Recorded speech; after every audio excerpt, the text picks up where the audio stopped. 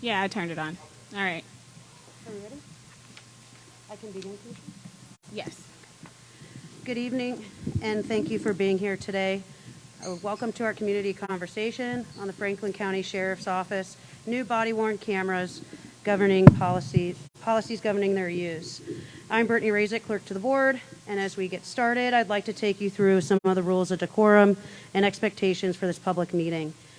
As we've said, this is a public forum. Anyone may speak, but there are some rules that we'd like you to follow. First, we've got a short agenda, and then we'll open it up for discussion and questions.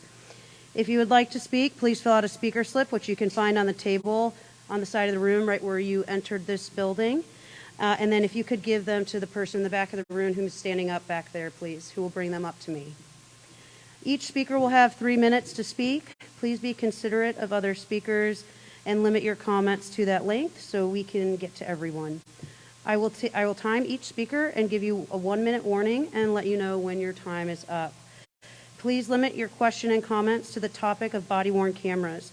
The meeting is limited to discuss body-worn cameras and is not intended to be a forum to discuss other topics. The prosecutor has advised that the open meetings laws require this meeting to be limited to the matters listed on the agenda, which you can also find at the front entrance there. Please do not use profanity and make sure your language and comments are appropriate for this public setting. Thank you in advance for your cooperation and for your interest in this important topic. And next, I'll turn it over to President Crawley. Thank you, Clerk. Good evening, everyone. Thank you so much for being here this evening. This is the second town hall in a series of 3 town hall conversations on body-worn cameras. Our first one was in May. And so I just appreciate you all coming to be engaged. As I said in May, this has been a long time coming. I know the sheriff will talk about how long he has been in this, in the process and trying to get body-worn cameras for the department, as well as Commissioner O'Grady and Administrator Wilson, and then our commitment as commissioners to put money aside and then to engage with the sheriff's office as well as the prosecutor, data center, as well as our purchasing department to, one, purchase the equipment, but then also as far as the policy that governs this equipment, how that came to fruition. As we said before, it wasn't an easy process to come to a place of where the policy made sense for all of us and as well as the community, but with the intentionality that everyone had coming to the table and continuing to come to the table, I think we have crafted a really good policy for the agency as well as the commissioners and the community. And so with that, I know that Sheriff Baldwin has some opening remarks that he would like to make.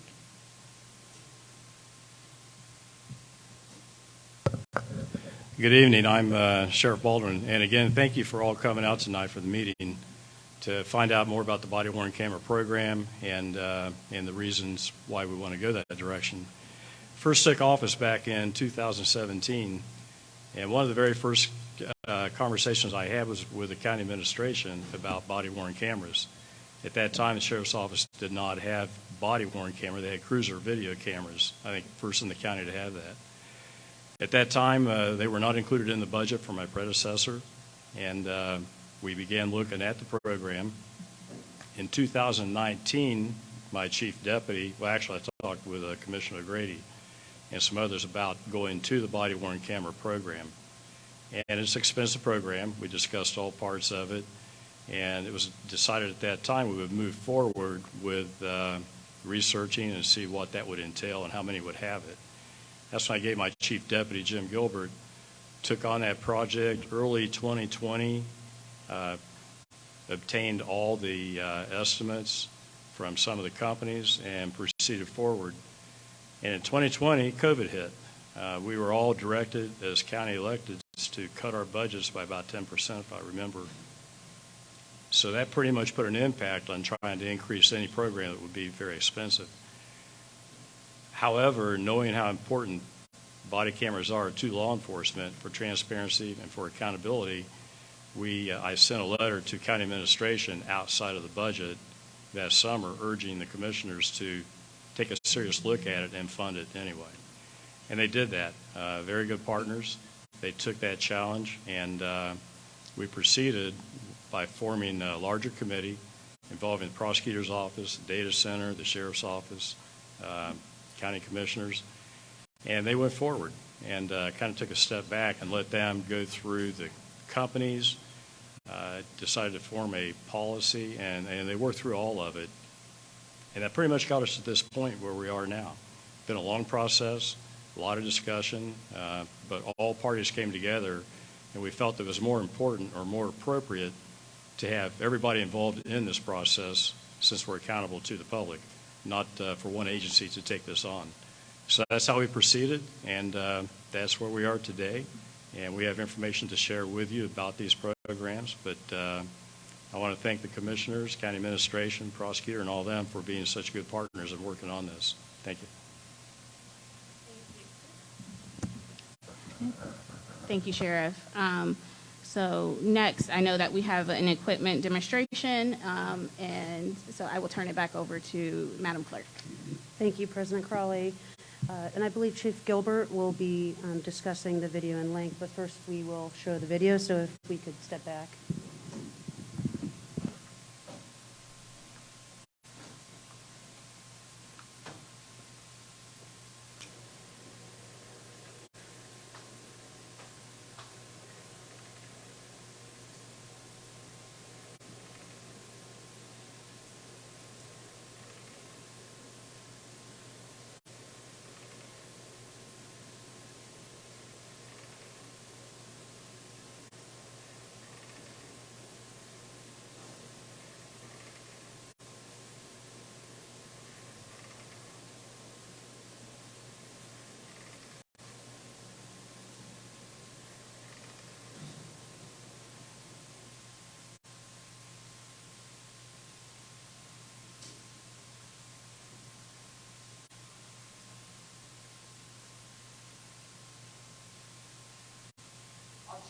Gilbert of the Patrol Bureau. The D300 body camera will be clearly visible on the uniform of the deputy sheriff. Some of our deputies wear an outer carrier. You can clearly see the camera is still very visible. Upon interacting with a member of the public, the body-worn camera will be activated by the deputy. This is the view of the camera during the activation. Hello, how are you? I'm good, how are you? Good, okay, up here?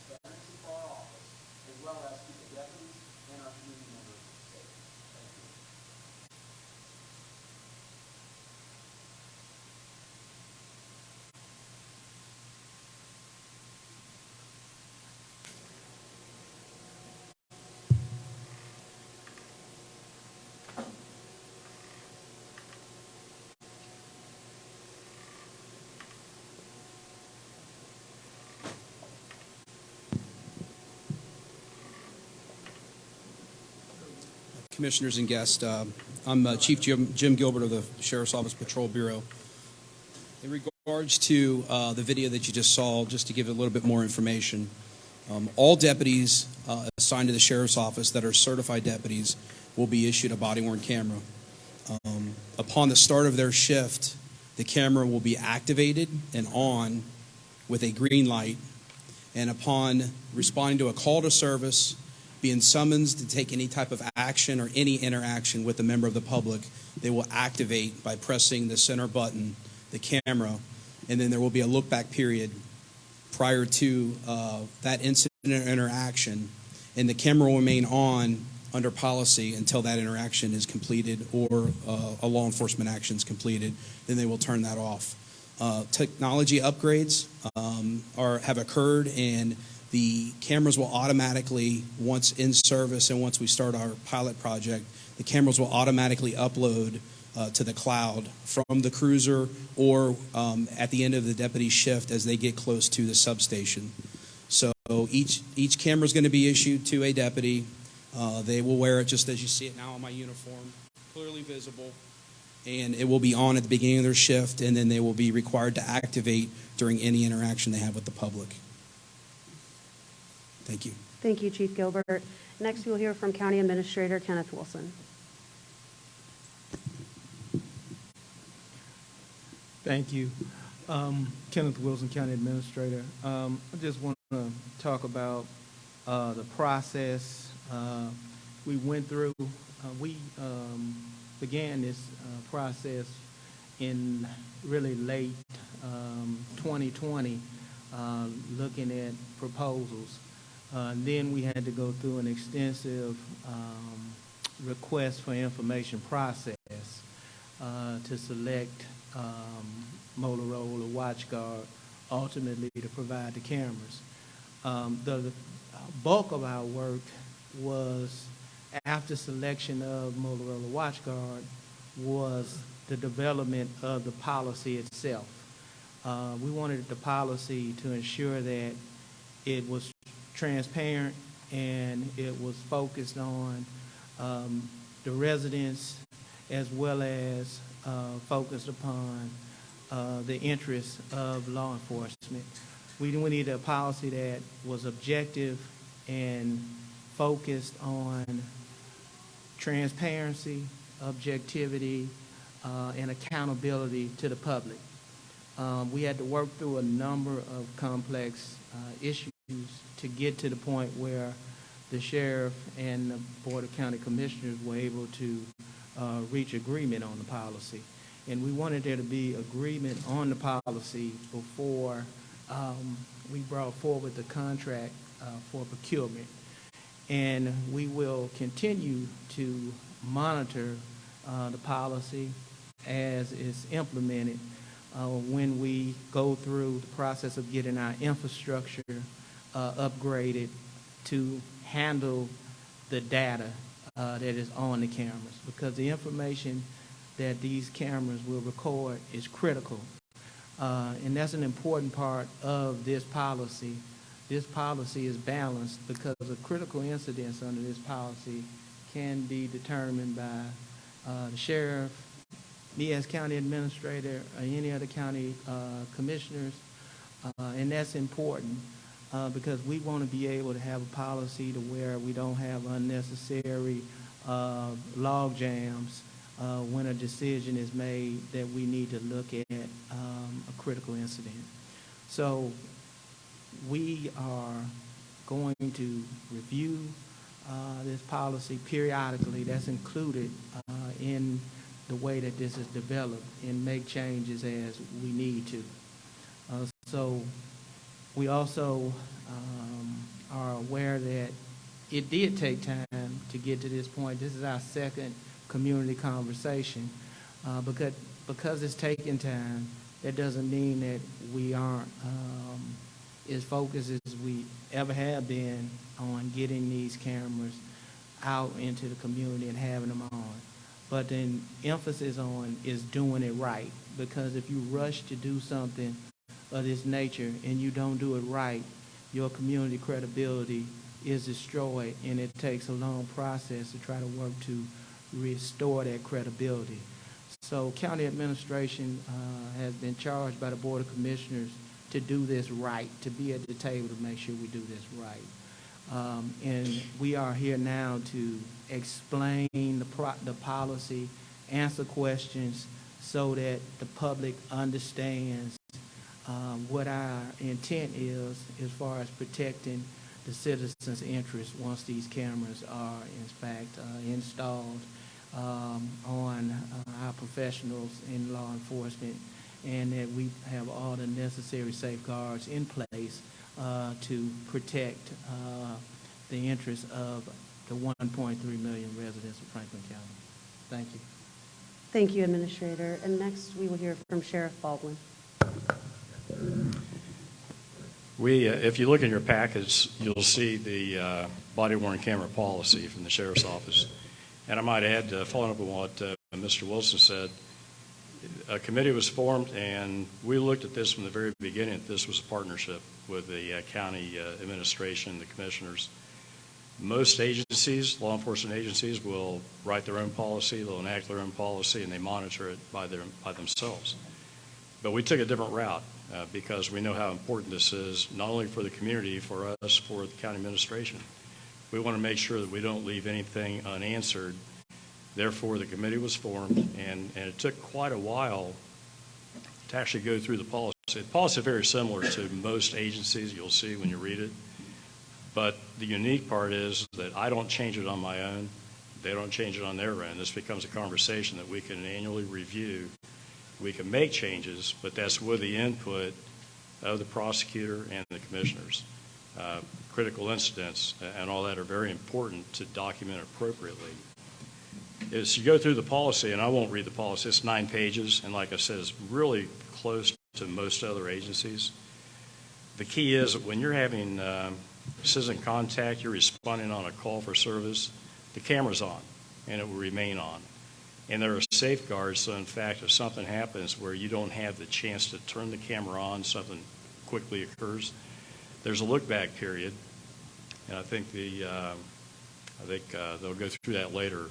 I'm not sure. There's a 5-minute look-back period that Motorola has installed on its cameras. So from the time that the camera is activated, 5 minutes prior can be looked at by the operator of the camera, by a supervisor, by anybody. We can look at that. In addition to that, there's other safeguards in the camera that go back almost 48 hours, 46, 48 hours, which means from the time of any event, we have that period of time to go back and capture what might have occurred. That's both audio and video. So we've added all the safeguards that we possibly can, but again, when you get down to the actual policy itself, it's pretty simple. When you're having community contact or citizen contact or you're on a run, the camera's on. Very, very few exceptions. Obviously, when you go into the restroom, when you're making some personal calls, if you're talking to an undercover detective or an informant, things of that sort have to be protected. That's when the camera won't be on. But there are very, very few times. And I might add that this is something that we have wanted for a long time, something our deputies have wanted for a long time, and I know the community has wanted it for a long time. Most agencies, it seems like nowadays, have them if they can afford them. And again, I want to thank the commissioners for taking up that challenge and funding this program. Thank you, Sheriff. And finally, before we move to the question and answer portion, we'll hear from Administrator Wilson one more time.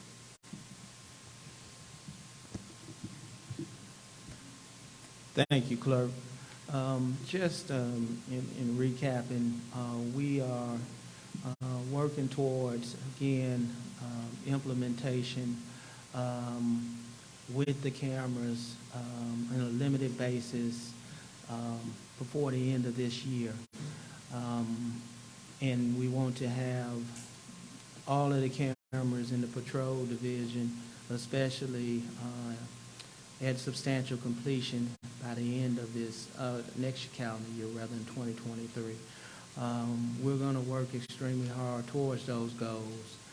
In addition to the $2.5 million the Board of Commissioners approved for the cameras themselves, there are some accessories that we need to optimize the use of the cameras, as well as several million that the Board of Commissioners have initially allocated for some technological and Wi-Fi infrastructure improvements that we need. Because as I stated, this data that these cameras will be collecting is critical to the public's good and the good of our folks that are working. So we don't want to have any glitches as it relates to the data and the integrity of the data. And that's another something that is focused on in this policy, that this data will be going to the cloud. It won't be on a server alone to where it can be subject to some type data coming up missing or data being altered. When data is retracted, the way the policy is set up, the original data source, it will be intact, and the integrity of the data will be there because this is critical to the public interest. And as Sheriff Baldwin said, as it relates to data, no one's working in a vacuum. The data center will be involved. The prosecuting attorney's office will be involved, and county administration will be involved as it relates to data security, data integrity issues, and data transparency. Thank you. Thank you, Administrator. Before we begin the question and answer portion, I do just want to reiterate the rules of decorum. If you would like to speak, please make sure you fill out a speaker slip, which you can find at the front table right when you walked in. And then make sure you can give it to the person located in the back of the room that's waving their hand. Please be considerate of other speakers and limit your comments to those 3 minutes so that we can get to everyone. I will time each speaker and give you a 1-minute warning and then let you know when your time has expired. Please limit your questions and comments to the topic of body-worn cameras. This meeting is limited to discussing body-worn cameras, and it is not intended to be a forum to discuss other topics. The prosecutor has advised that the open meetings laws require this meeting is limited to matters on the agenda, and please do not use profanity and make sure that your language and comments are appropriate for this public setting. And also, if you could, please introduce yourself when you come up to the microphone, and I will be calling you in the order in which you turned in your forms this evening. And so first, we have James J. If you could please come up.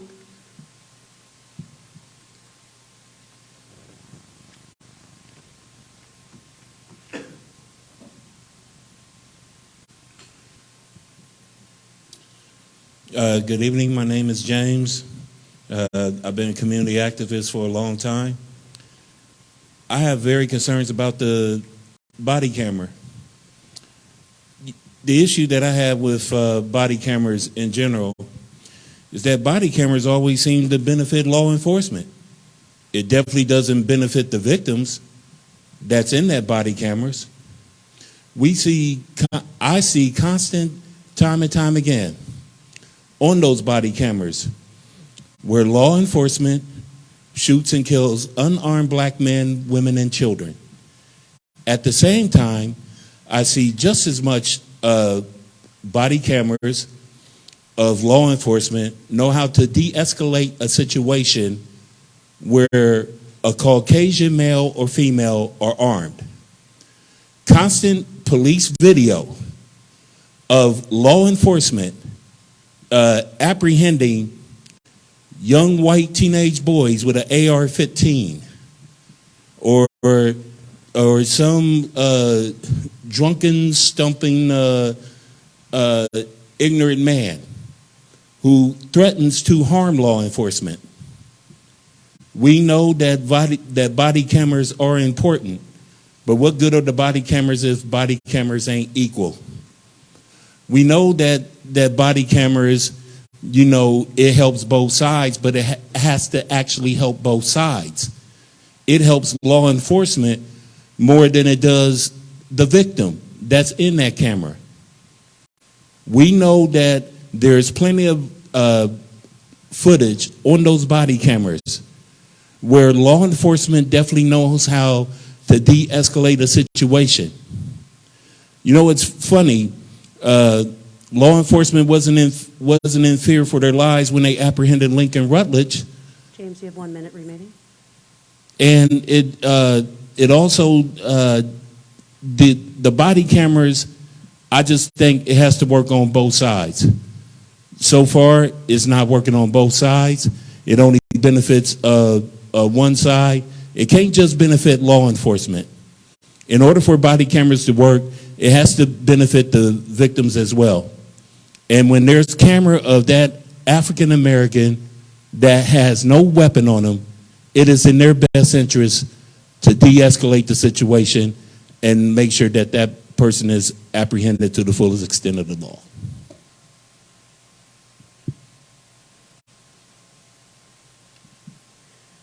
Thank you. And next we will hear from Sean W.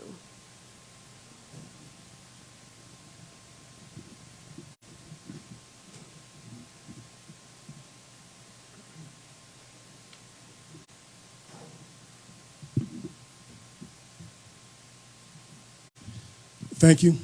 I'll just say first that this conversation began with Casey Goodson Jr.'s death. And so anybody that comments on that is commenting on body cameras, and I would implore you to allow them to speak and to do so freely.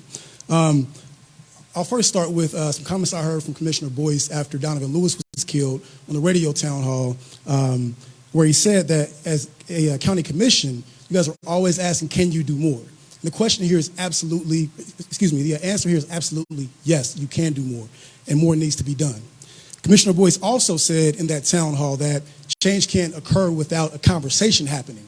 And we have to have a conversation about why we need body cameras and what spurred this urgency on the side of the commission, and that is the death of a citizen at the hands of a Franklin County Sheriff's deputy. To this point, 647 days have passed since Casey Goodson Jr. was murdered. We have had no conversation and no change. Body-worn cameras do not bring Casey Goodson Jr. back. What it would have given in that moment is us more traumatic footage of an officer murdering a citizen with impunity and nothing happening.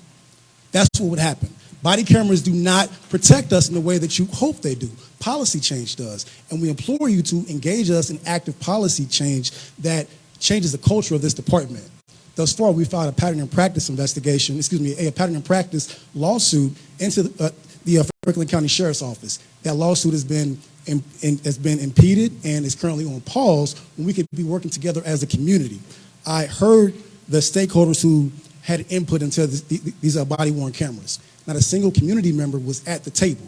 And so that shows that you don't get it. You don't get the pain and the trauma that we're dealing with. You don't get and understand what needs to happen here. What needs to happen is first acknowledging the murder that occurred. If you don't acknowledge that a murder occurred, what you're telling us is that we're going to have body-worn cameras that help officers get away with murder. Right now, Jason Meade and his colleagues have no fear of any repercussions based on what they do. Dallas Baldwin, Sheriff Baldwin, I have video of one of your deputies talking in depth about how Casey was shot and killed. I have no idea how he knows that, given that Jason Meade should not have been speaking to anybody, but I have that video. I will gladly give it to you all if you would engage in a discovery process and allow us to move forward with this litigation. This litigation will protect all of us, all of us. These cameras do not do that. And so if you guys don't want to know if there are more Jason Meades in the department, I assure you this community wants to know. And if you're not allowing us to investigate that, if you're not investigating that, then these body cameras mean nothing. Going forward, I again implore you to talk about policy changes that actually matter. One suggestion is that all sheriff's deputies undergo ongoing mental health counseling. Why? Because they're out there and they're hunting us, and they feel like they're in a war zone. Jason Meade went to war and came back and hunted us and bragged about it and said he did so in front of his superiors, Sheriff Baldwin. I don't know who those people are, but they are within your office. They are at your command. And so we can't trust that this process is going to bring about the change we need if internally there are so many problems. And so again, I implore you to understand that we deserve more. You can do more. We ask you to do more. The last thing I'll say, and I appreciate you allowing me to keep going, the last thing I'll say is that Dr. King, he talked about the fierce urgency of now. He said, we are now faced with the fact that tomorrow is today. We are confronted with the fierce urgency of now. In this unfolding conundrum of life and history, there is such a thing as being too late. These body cameras are too late. This is no time for apathy or complacency. This is a time for vigorous and positive action. And so, yes, to answer Commissioner Boyce, who's not here, I wish he was, but to answer it, please communicate to him. You can do more. We need more, and we are demanding more. Thank you.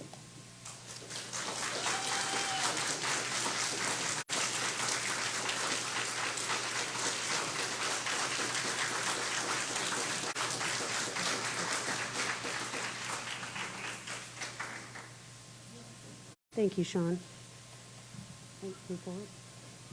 Oh, Next no, we have- I didn't know if anybody was going to respond to the accusations or the allegations of not engaging in policy change.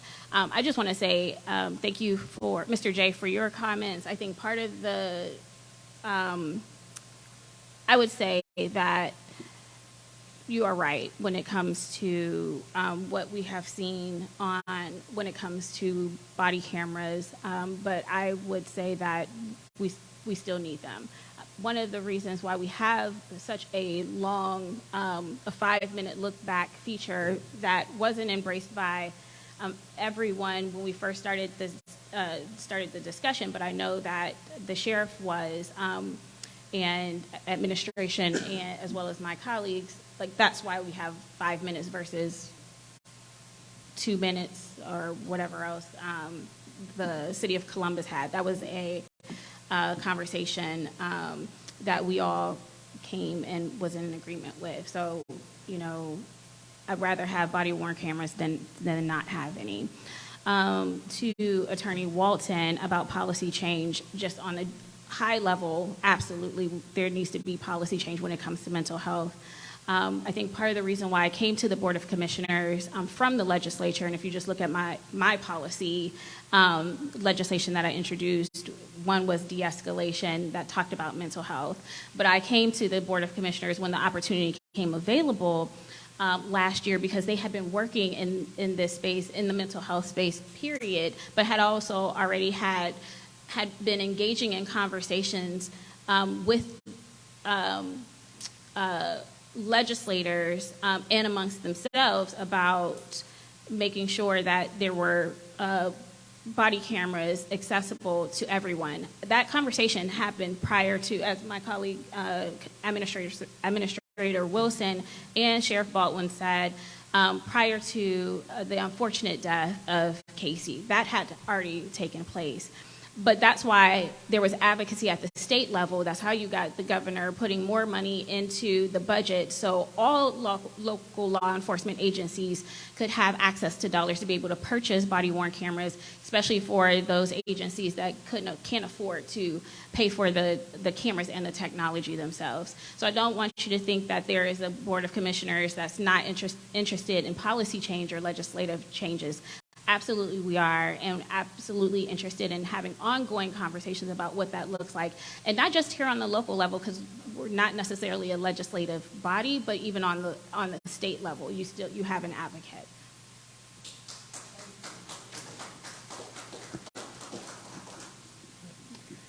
Thank you, Madam President. Next, we'll move to Tamala P. I do apologize. I'm sorry, Administrator Wilson. Thank you, Clerk.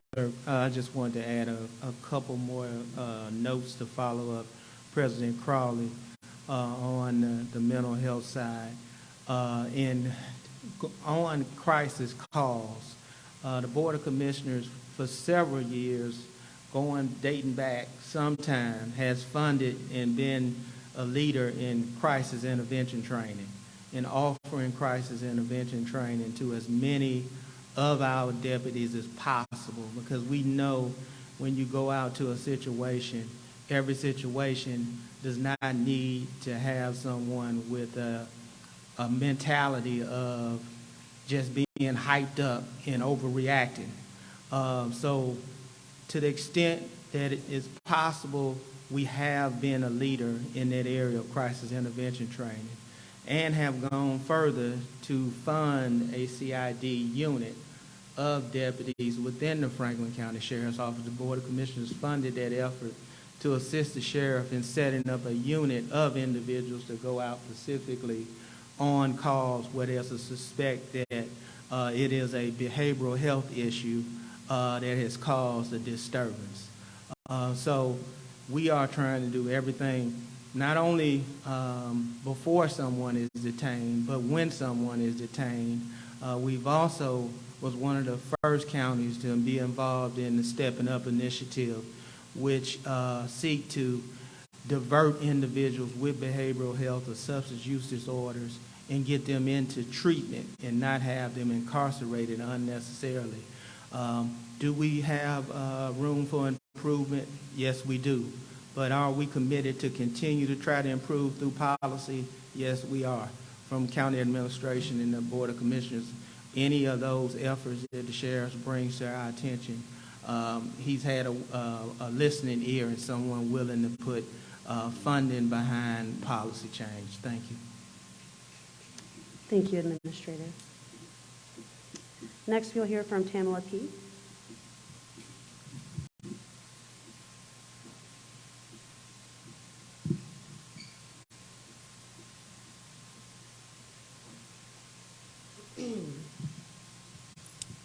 Hello, I'm Tamla Payne, mother of Casey Goodson Jr., the young 23-year-old black man that was murdered by Jason Meade.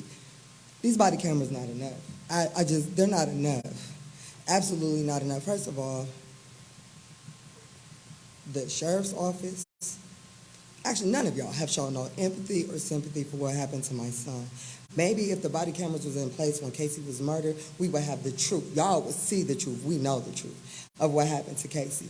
Y'all don't deal with what these families deal with. I'm not just speaking for my family. I'm speaking for all the families to these murdered children out here. My daughter sit on the couch and cry in my arms. Your deputy murdered my son in front of his 5-year-old little brother who was his best friend. My son still cries about hearing the glass breaking in his ears, still sees the blood on Casey's face. He was 5. These body cameras aren't enough. Y'all don't do enough. Y'all don't allow us to move forward. Y'all protect these murderers by not even allowing us what we need to investigate further. Everybody's sitting on a standstill, but everybody knows what goes on, and y'all think implementing some body cameras is doing something? It's not. We're frustrated, we're tired, we're fed up. My whole family is undergoing therapy right now because we're messed up. This man was murdered in front of his 72-year-old grandmother who was able to tell us where the bullet holes was, and y'all think body cameras is enough? Y'all won't even let us move forward. The Board of Commissioners, the prosecutor's office, nobody will allow us to move forward so we can investigate further as they investigated my whole family and my son as if he were the monster. And he was the victim. So y'all's body cameras are not enough. We need policy change. We need reform. Y'all need to stop hiring people that are too immature for the job when y'all hire them, that's in their hiring package, and y'all still hire them. Y'all need to stop putting deputies out here on these tasks who have violent history within the departments and putting them out here to apprehend fugitives. Yeah, that's what needs to happen. These are the changes that need to be made. Because if Jason Meade would not have been on that task that day, he wouldn't have murdered my son. He shouldn't have been out there because within your department, he couldn't even have contact with your inmates for 4.5 years. So how do you think that it's smart enough to send this man out here on a violent task force? My son is dead because of it. And you think because Casey is murdered, that implementing these body cameras it means something to us or this community? It don't. He should have had body cameras then. And then y'all should have had policy changes in place. Casey's been gone for 2 years. There's been not one policy change. You wouldn't even address me. I have to come to this meeting to even get a word out to you. You show no empathy, no sympathy, and Jason Meade was under your command. I don't want a body camera. I want change. I want reform. I want our little young black men to be safe in these streets and not have to worry about the police killing them because they're sleeping in the bed or they're walking through their door with a Subway sandwich. Your body cameras ain't enough.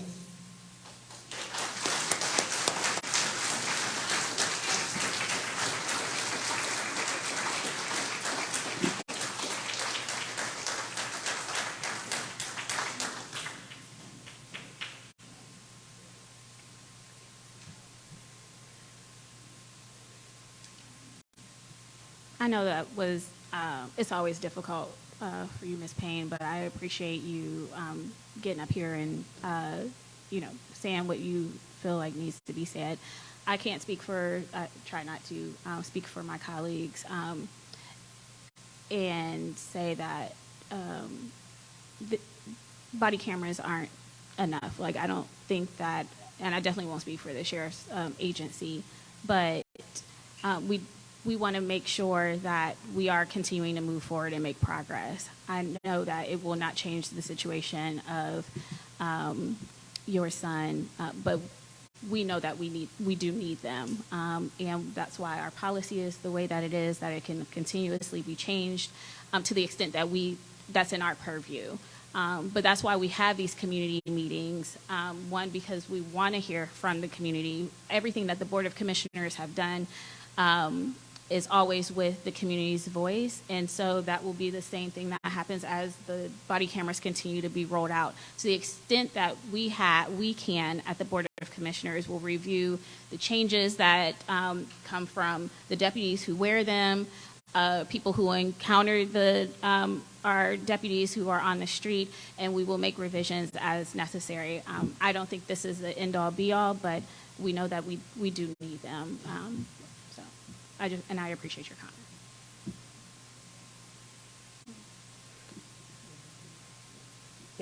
Thank you. And next we have Michael Y.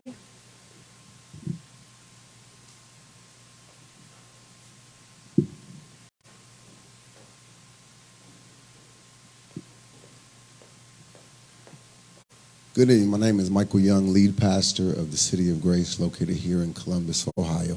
First, want to give honor to the Board of Commissioners, to the County Administrator, and everyone serving in their respective places and positions. The reality is the implementation of this new technology is just the infant stages to where we can tap into truth and transparency. This is a needed ingredient if we are ever going to build bridges between the community and law enforcement. So maybe a little bit different than other people tonight who I'm even here with, I celebrate the implementation of this. I celebrate what's taking place in the present. But as Tamala did and as Attorney Walton did, I encourage you, do not forget what took place in the past. On December 4th, 2020, a 23-year-old black man was shot 6 times in his back, entering his home by a Franklin County sheriff. It is a tragedy that has created trauma in a family that literally has devastated them. Every single day, every single month, every single minute, every single second, they're trying to put the pieces of their broken family and broken life back together. So what my prayer is and what I implore you to do as the person who has sought to provide pastoral care to this family is I'm asking you to use your positions and your platforms to elevate and to expedite the case of Casey Goodson Jr. Why isn't it relevant? Because Attorney Walton said it already. He is the one who created this policy change. It is that tragic story that has brought us here tonight. My hope is this, is as this family has sought to pursue justice, as these people who you see standing here tonight with the shirts that say, I am Casey Goodson Jr. Are seeking to pursue justice, if I could be completely honest with you, sometimes in this pursuit of justice, it feels like it's just us. Let me say that again. Sometimes in this pursuit of justice, it feels like it's just us. And the reality is you are elected to your positions, you're hired to your positions to serve the people of this community. So I'm asking you, respectfully, use your positions, use your platforms to bring justice to the man who murdered Casey Goodson Jr. God bless you.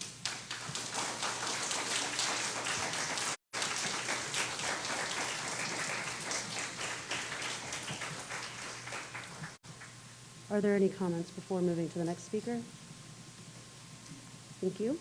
Okay, next we will hear from Carla W.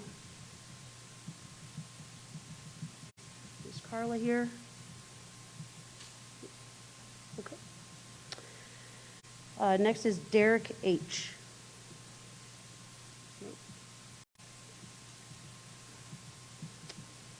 Bill F.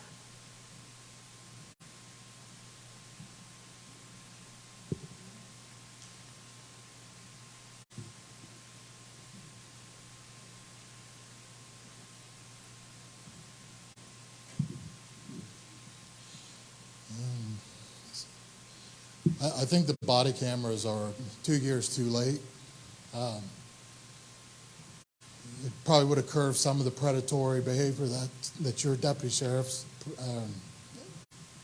have shown.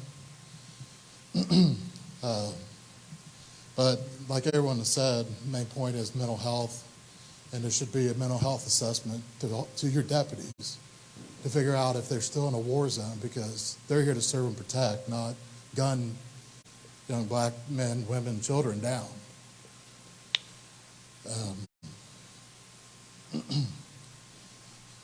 I just think it's a crying shame. This is what it takes for to finally get body cams, and it's kind of disturbing because you're probably the third most populous county in the state of Ohio, and you guys still don't have body cams is unbelievable to me. Because someone has to be out there policing the predatory behavior. Obviously, you're not doing that because you're allowing it to. There's been incidents where, for example, Jason Mead, Southern Ohio, shoots up a house. Then you hear about him shooting up Casey Goodson walking into his house. And then you know what? He ain't got a problem even saying, hey, yeah, I murdered that kid. None. And obviously, he's suffering from mental illness because he got disability for it. So if he was suffering from PTSD, he really had no business being on the sheriff's department or even having a gun. It's ridiculous. Because, I mean, we know it's not physical reason he's on disability, as he bounded across this fence into my yard one day. So I think that you guys really dropped the ball in the whole situation. And now You have 1 minute remaining. Everyone should be happy because you're now getting body cams. You should have had these years ago to curb the predatory behavior.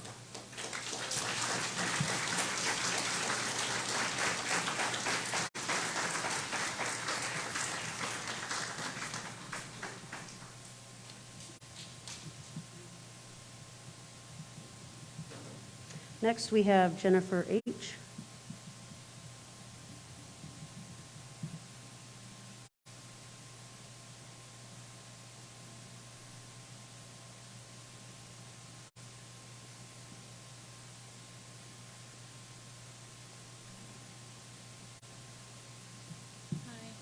I just have a couple of questions.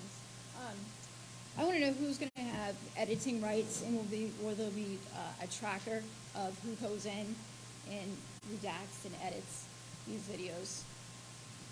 If you could move over, ma'am, just to the microphone, thank you. If you could repeat that one more time into the microphone, thank you. Who's going to have editing rights, and will there be a tracking to be able to tell who goes in and edits those videos?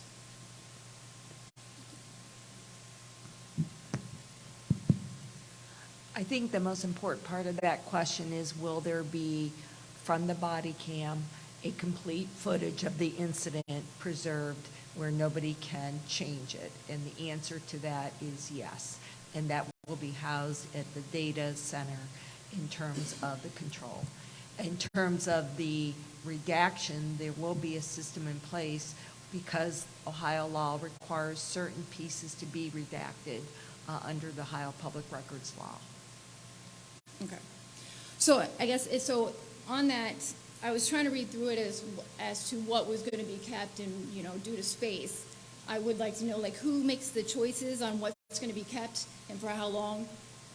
Since everything's not going to be kept, I don't personally care about space, and I'd like to know that what is valuable to us as the public may not be valuable to you guys, and I don't think a lot of us trust maybe what's valuable to you guys. Who has say in what is kept and what's not? Ma'am, this contract was negotiated so that there wouldn't be space limitations. Okay.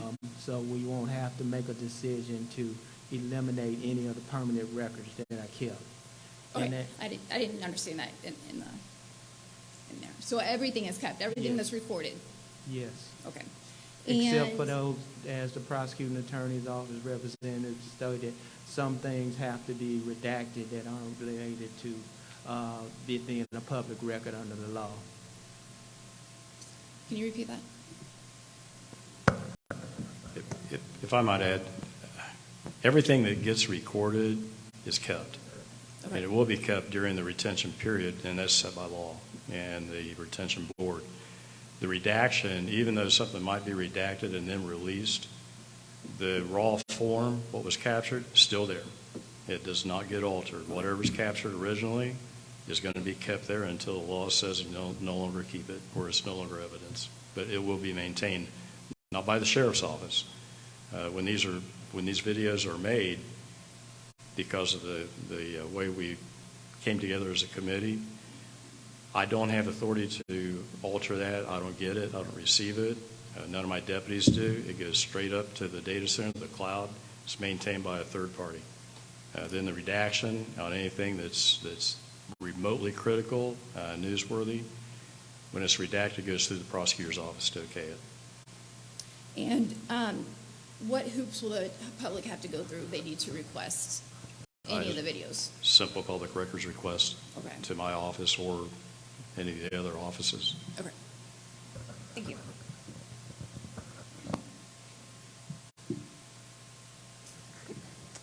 And next we will hear from Dewan S.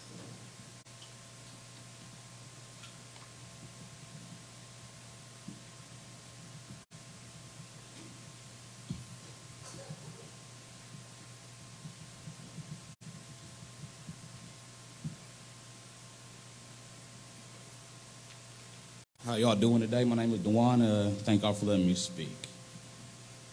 All right. So the first use of body cams was in 2005 in the UK. And then in 2014, that's when it was widely used over here, so we kind of behind the curve a little bit. Maybe we can catch up. So maybe I can give some points. Albuquerque, New Mexico, they have a feature in their police cameras that as soon as they get out the car, or as soon as they come on the run, it's automatically activated. Now, I know that costs some money, but y'all don't mind spending money. And as a taxpayer, I don't mind spending money on that. Let's see what else. The policy. I have not seen a policy where if a deputy tries to manipulate the video or anything, cover it, play copyrighted music so we can't upload the videos. Is there any policy against that to stop them from doing that? Because what are you trying to hide? Let's see, what else? Transparency. My man's right here. I don't know your name. I'm sorry. You said rush destroys destroys trust in the community. When we have police officers that rush to kill somebody, that's kind of doesn't get in jail. I got a quick story at a protest on Sullivan Avenue. A young kid, I didn't know he was a kid, young kid came over the fence with a weapon that looked like an AR. My friend was strapped, legally allowed to have the weapon. If I was a cop, I probably would have shot him right when he came over the fence. But I found out later, by waiting, it was a BB gun. I'm not a police officer, but I still waited to see if he raised that weapon in a threatening manner or anything. And y'all cops are trained. All right, now I want to say something about the police, about giving y'all some more money. You have 1 minute remaining, sir. I truly believe that sheriffs, deputies, police officers should get free education for their children and wives. Not to give them more benefits because of this. If them deputies come home and they mess up that money, their wives want to get them. They're not going to let that mess up their household. I mean, you got a lot of power, sir. A lot of power. I know you said that you'd let a committee for your policy, but you oversee the policy. You the top dog. And last thing, justice for Casey Goosen Jr.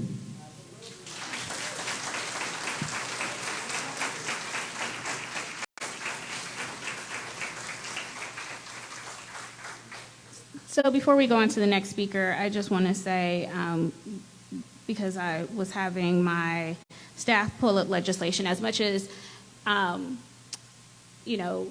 we will continue to be open to policy change and changes that might need to be made as far as this policy and body-worn cameras, but there's some things that have come up.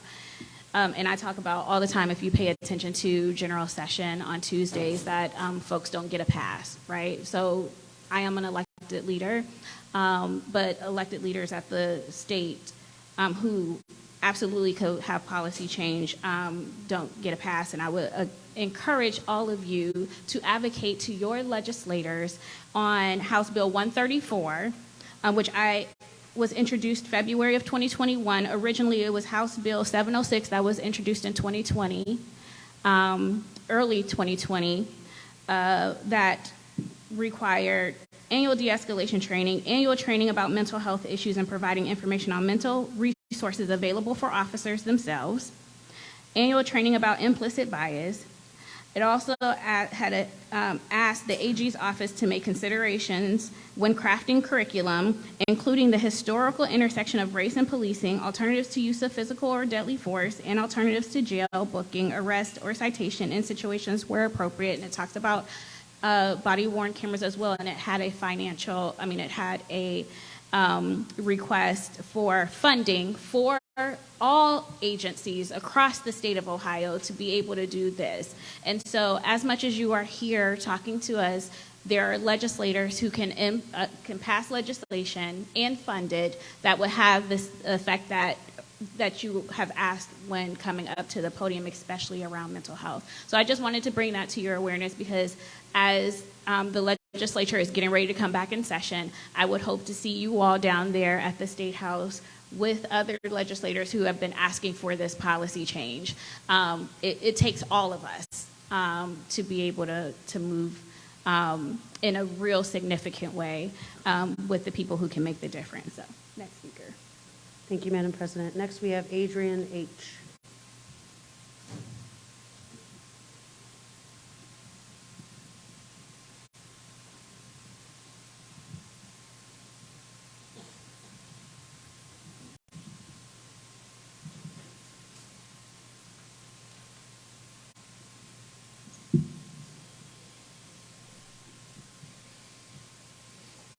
Good evening. My name is Adrian Hood. There's a lot of things that have already been talked about that I would have said. But one thing that I want to bring up before I forget is a quote from Martin Luther King. That it may be true that law can't make a man love me, but it can restrain him from lynching me. And what we continue to see all across this country, even in our own city, even in our own backyard, is public lynchings of black men and black boys. And it's breaking that Martin Luther King, that's over 60 years. And we're still having the same conversations. We're still having the same conversations about how black people are treated when it comes to law enforcement this many years later. So we are here about the body cameras. And as my grandmother says, a day late and a dollar short. We continue to be behind the ball. We continue to do reactionary policy changes, and it's unacceptable because not only is Tamala's son now being a catalyst for change in our city, my son, Henry Green, has been a catalyst of change in this city for the things that should have happened long before our children were even born. And truth be told, long before most of the people in this room were born. And it's unacceptable and so unnecessary and so behind the curve. So yes, we have elected officials that are sitting up here. And I need my young people to remember that they are elected officials. That means that we vote for them. We vote them in and we can vote them out. And I need for y'all to understand that. If you have babies in here, you should be encouraging them to run for these particular seats, as well as the rest of the elected officials in our community. For those that do the work, I appreciate you. For those that don't, you have to go. The last thing that I will say, I want to address the humanity of it all. Just like y'all care and love for y'all's children, we care and love for our children. And the way that they are paraded, the way that their characters are assassinated by our media and by our FOP and by law enforcement in this community is unacceptable. Because put yourself in our shoes. Would you want somebody to say something about your child, even though the investigation has not taken place? Because that's the response that we always get. It is pending investigation, but it does not stop y'all from getting on the news and saying what happened, and no investigation has happened already. No investigation is completed, but they are true and sound on the words that they say across the media. And then we get the people in the community that are law enforcement hero supporters. They stand there and they say, well, that's what they get because her baby was walking in the door with Subway sandwiches and earbuds in his ears, and he got shot in the back 6 times. 6 times. He was never a threat. And now the prosecuting department office, remember that's an election as well. The prosecution office is hindering an investigation that needs to go forward. And we sit here saying what we are going to do with body cameras when bodies continue to lay on the ground.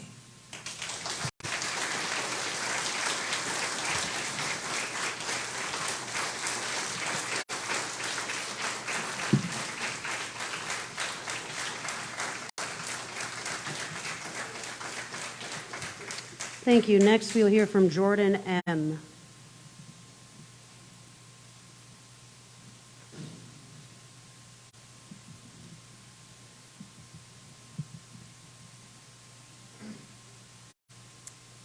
I'm gonna keep this short.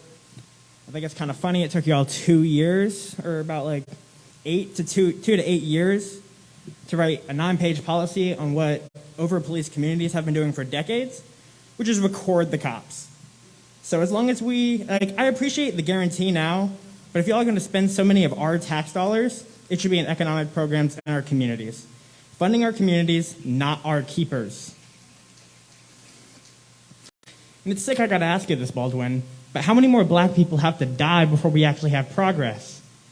And that's not just towards Baldwin, that's towards the whole commissioner's office, because you guys are elected officials, and I believe our community should be coming at y'all at every angle.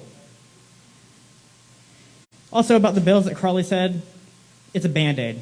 Bottom line, police shouldn't have the monopoly on crisis. As we can tell over the history of the past 400 years, that doesn't lead to safe communities. Cameras or not. We know what's going on, and just because now the state's going to know what's going on even more, doesn't mean they're going to care. Giving them all that money for training makes people think that things are going to get better, and they're not, as long as they have that monopoly in our communities. That's all I have to say.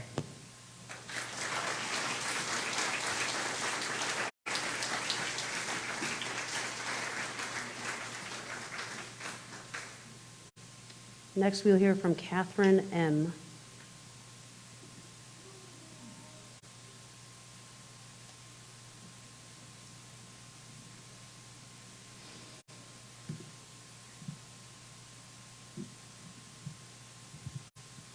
Good evening.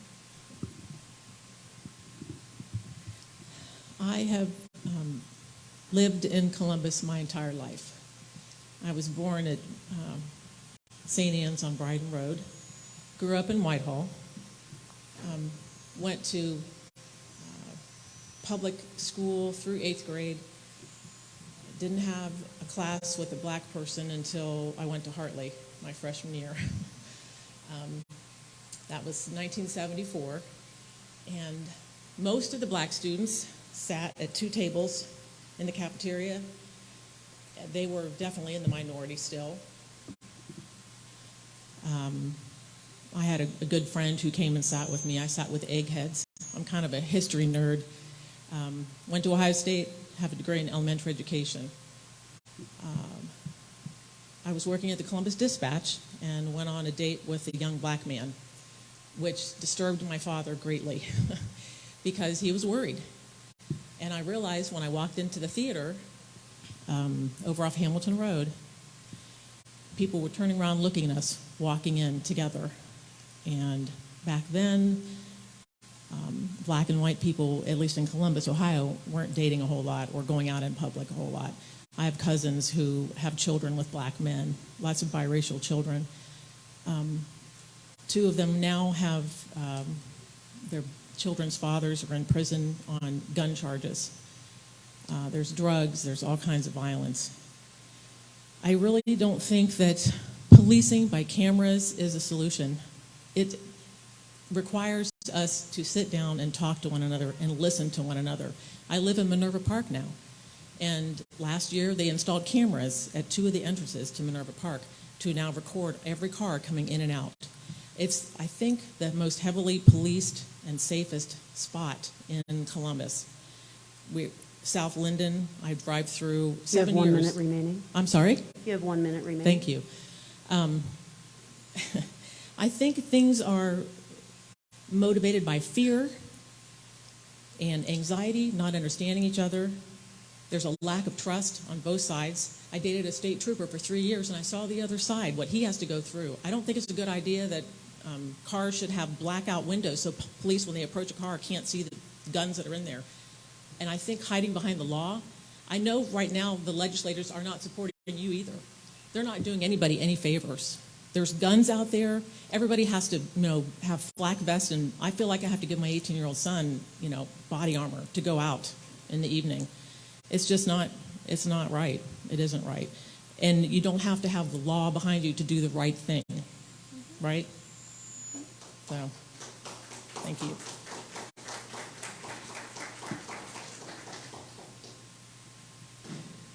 Next, we have Deborah D.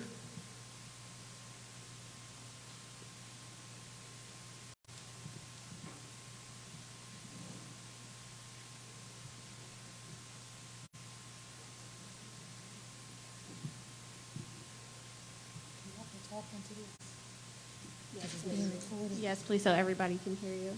I think y'all can hear me, right? Can everybody hear me? If you can't hear me, raise your hand. If you can't hear me, it probably ain't important anyway, because I'm not saying anything real important. I have two questions. Ma'am, if you could use the microphone for online viewing. Oh, you're viewing it online? It's being recorded or live streamed through Facebook. So if you could. Everybody knows I don't like that. Okay. Yes. My mama did use the phone. Use the microphone. Okay, we'll use the microphone. Thank First you. of all, giving honor to my higher power who showed us, who I stand before as an instrument to be used as a tool. Giving honor to the loved ones who lost someone who's transitioned through all this. Like the one gentleman said, I'm just thankful for the tool in the toolbox. I don't know if it's the tool that we need to repair what is broken in our system, but it is a tool that we can use. My two questions are timeline and next steps. You need me to repeat that? Timeline and next steps. What's the timeline for us to see the Franklin County Sheriff's Department wearing their body cameras and it being utilized? And what is the next step? When will it happen? And if you're going to have a committee, some of these young people that have come up here and spoke probably would be willing to volunteer to be on the committee to talk about it. Let's not get the same raisins and prunes to be on there. Get some of the young people that might like to be a part of it. But I just want to know timeline and next steps. And thank you for the opportunity.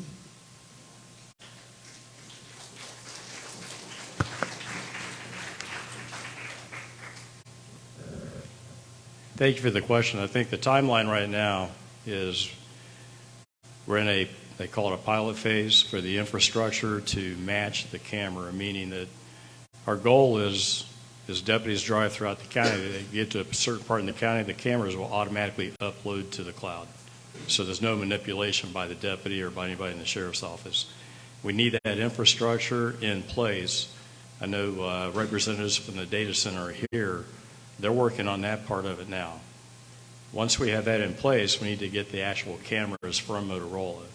We're waiting on them to be delivered. We have a lot, but the main part is we're waiting for the infrastructure. Once we get that, later this fall, toward the end of the year, we'll do a pilot with 30-plus cameras, work out the bugs, make sure that it's uploading, working correctly, and then we go through an implementation. And hopefully the first part of 23, most will be on the street. The timeline they've actually given for complete implementation for everybody to have one, everything and working properly, the infrastructure is by the end of 2023.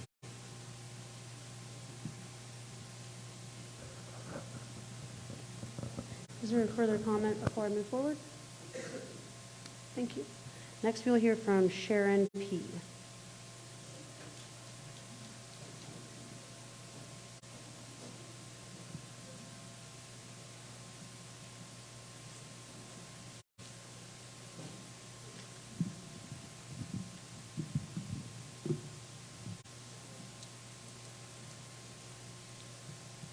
Hello, my name is Sharon Payne. I am Casey Goodson Jr.'s grandmother.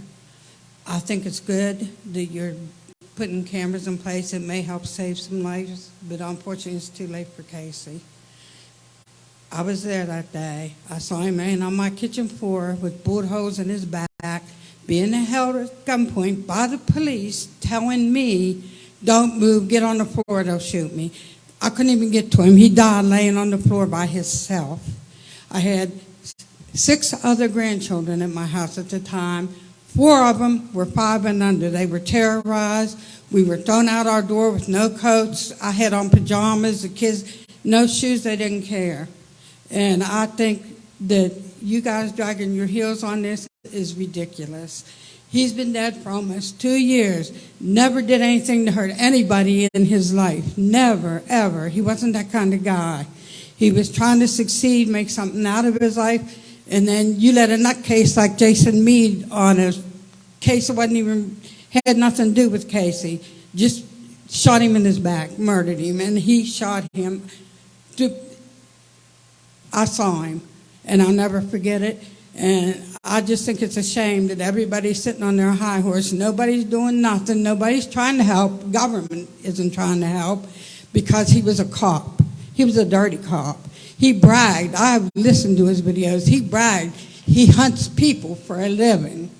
And when he goes on vacation, or when he gets put off the force while it's being investigated, that's a vacation to him. What kind of person is that? I mean, he bragged that anybody can find a video and listen to it. It's been going on too long. It's almost been 2 years. Casey was my heart. He was my heart. After my husband died, he was there for me. He told me, Grandma, you'll never be alone. I'll always make sure you're taken care of. And that's somebody that I depended on. And for no good reason other than there's an idiot out there, he's gone. Can't bring him back. There's not a day that goes by that I can't see that kid laying on my kitchen floor with the bullet holes in his back. Not a day. And my other grandchildren that were there are traumatized too. They cry.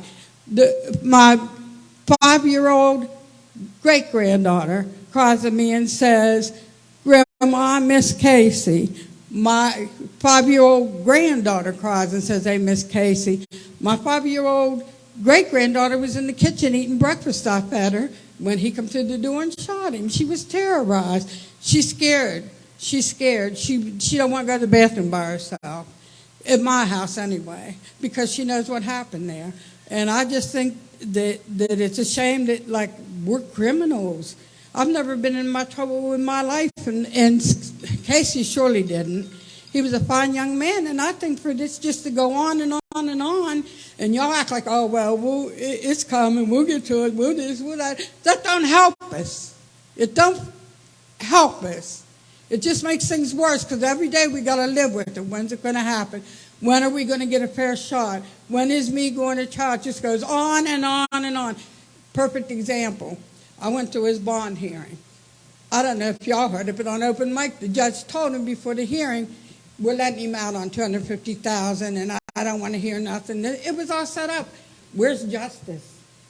2 counts of murder, a count of reckless homicide, and he gets $150,000 bond, and they knew it before he even came into, well, he didn't come in the courtroom, before they even put him on camera. He was out in 2 hours' time. Now, how is that justice?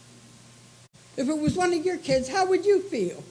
How would you feel to see your child laying there, my grandson in my case, dead or dying, and they won't even let me get to him? They got us held at gunpoint and won't let us in the kitchen. It's crazy, and it's uncalled for, and it's unfair, and something needs to be done about it. We're all suffering. We're all going through hell, and I'm tired of it.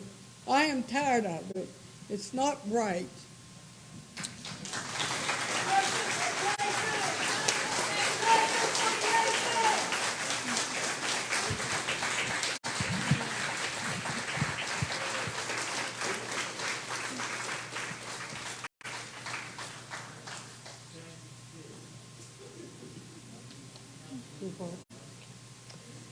Next, I'm sorry, Madam President. I don't know that there's words, but I want to acknowledge what you just said, and I'm sorry that you had to witness that. I'm sorry.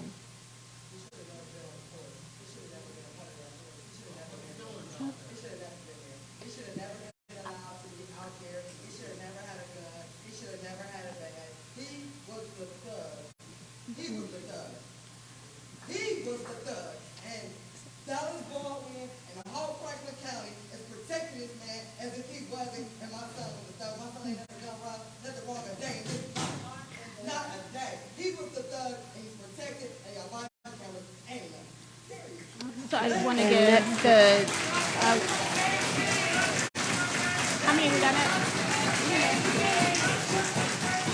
I want to give everybody, I would like to give everybody who want. Ma'am. Okay.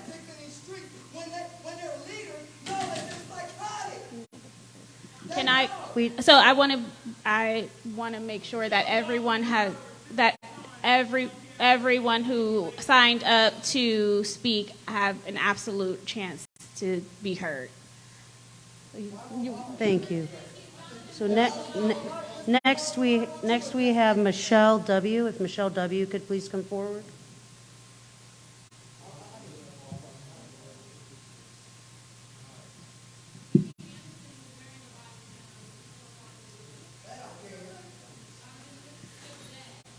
We do want to make sure everybody has an opportunity to speak, and if you'd like to speak again, you're welcome to fill out another slip and come speak again. Hi, my name is Michelle Wellman. Thank you for the opportunity to speak. Sheriff Baldwin, will the footage from deputies' cameras be reviewed periodically for their behavior or their work ethic, what they're doing on duty? Yes, the quick answer is yes. Okay. They will be, depending, subject to the work agreement contract, determines the type of discipline they could answer, but yes. What are the consequences if their camera is not turned on? And will deputies be aware if there's a technical malfunction with their camera not working? Will they call in and report that? If there's a technical malfunction, they have to notify their supervisor immediately before they go out on the shift. The camera has to be working properly before they go out there. Any purposeful manipulation or altering the camera or anything will result in, depending on the situation, could result in termination and or criminal charges. Okay, you answered my next question because it was going to be, if it's not working that day when they go out on duty, are there backup plans? What percentage of deputies are undercover and are not able to wear cameras or be on camera? Can you give us a rough number? That would involve rough number, roughly about 100 deputies total. If you're talking narcotics, and sometimes they will have cameras. Depends on the mission that they're on. Just because they have an undercover assignment doesn't mean that they will never have a camera. Okay. If I may, I want to add one of the focuses of the policy was to make sure that we had cameras on almost every law enforcement officer, regardless of assignment. Okay. Sheriff Baldwin, if cameras would have been available on December 4th, 2020, would Jason Mead have been wearing one? Justice for Casey.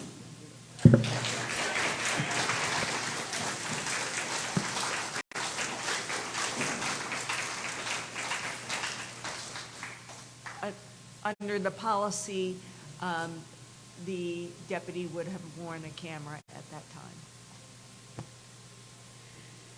Next speaker we have is Sharice B.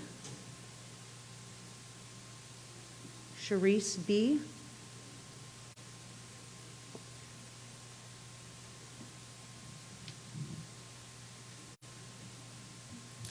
Hi, I'm Cerise. I'm a law student, and I was just looking over your FAQ, and I had some questions.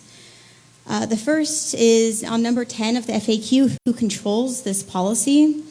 So I guess I have a couple concerns. The first is that it's an annual review. That means once a year. As we've seen, this has happened more than once a year, that officers use excessive force and sometimes deadly force. Why isn't it more often that you're reviewing? I think there are two questions. One is whether it's the policy itself that's being reviewed yearly versus an incident. Just because the policy is reviewed yearly doesn't mean that if there's an incident that dictates a review, that won't happen as well. Okay. My second question is that the review is by the Sheriff's Office, Board of Commissioners, and Prosecutor's Office. What makes you think that these groups are adequate to review this policy and are in the best interest of the communities that police terrorize?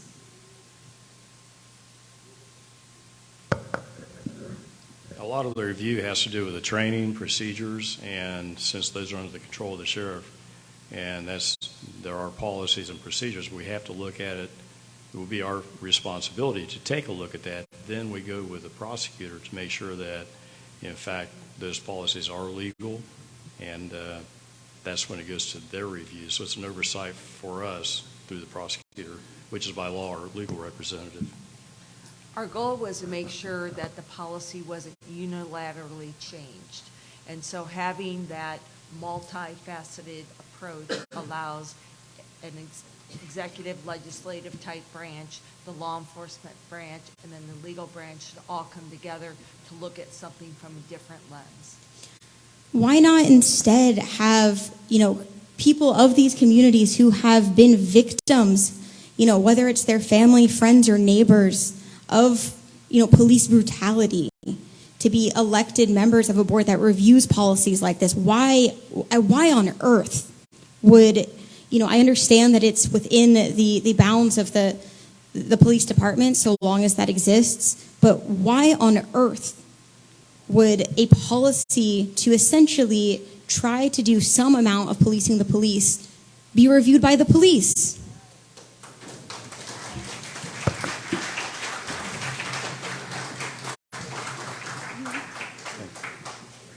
And that's only one review. Again, it goes through the prosecutor. We review, but then we're subject to review. I don't trust them either. By the prosecutor and by the commissioners and the community. Okay, my next question is FAQ number 21. It says, who can access body camera recordings? Again, sheriff office supervisors, as well as certain members of county administrators and the prosecutor's office. So again, why the secrecy around who can access these body camera recordings? And I apologize, I had class, I came late, so if this was answered earlier. But there's also a note that says that the recordings must be uploaded prior to viewing. Who's monitoring that? Who's monitoring that they're uploaded prior to viewing? Couple things, very good questions, and I appreciate the question. I think we first we should all understand that the body cam footage is the people's footage. It's a public record. The fact that it is housed in the sheriff's office or housed in the data center doesn't mean it doesn't qualify as a public record, and anybody can request that record, and you will get that record in accordance with the public records law. It is the people's record. You own the body cam footage. Yes, but according to police protect and serve their communities. So just because it is the people's records, is it a possibility that, they are not uploaded and protected by, again, police? Is it a possibility to, instead of wait a year to see if this policy, works itself out, is it a possibility to get that uploaded to some type of, if not public, then at least separated from law enforcement community that will have those records and be able to access them? It's absolute crap that, some of these families have to wait months or years to see what actually happened, and those oftentimes that footage has been, it benefits the police again and again.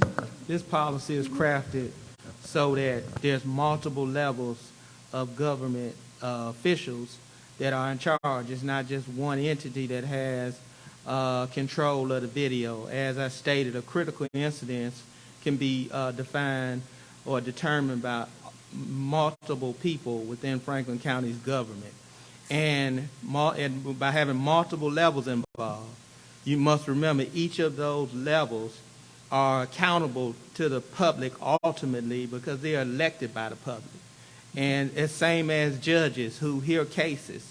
So we put the measures in place that we can to create multiple individuals that have an accountability and a responsibility to do what is right. And there's measures in here to protect the video so that it is not altered in any way. Now, I know government is made of people, so it is easy to say that you can't trust anybody, and I can't stop you from saying you don't trust anybody. But the policy is developed so that multiple levels of officials within independent offices, 3 independent offices, have a stake in this process the way it's crafted. In each of those levels of officials are accountable to the public votes them into office. To respond to that, I did not say that I don't trust anybody. I said I don't trust the entities to police themselves. As has been the case, we have families here that have lost loved ones that never should have been lost here in this room, and that doesn't even account for the half of it. It's a regular occurrence. The fact that you're putting measures in place is great, but who controls those measures is equally important. And lastly, I don't believe this got answered, but who monitors whether recordings have been uploaded prior to viewing? Because I did not hear an answer to that. If I can answer real quick, the uploading is not done by the sheriff's office. No law enforcement personnel. It's done automatically through the routers, through the infrastructure being done by the data center. We did that purposely so we have no control over that at all. It goes directly from the recording device right to the cloud. Okay. Justice for Casey Goodson Jr. and Donovan Lewis. And then,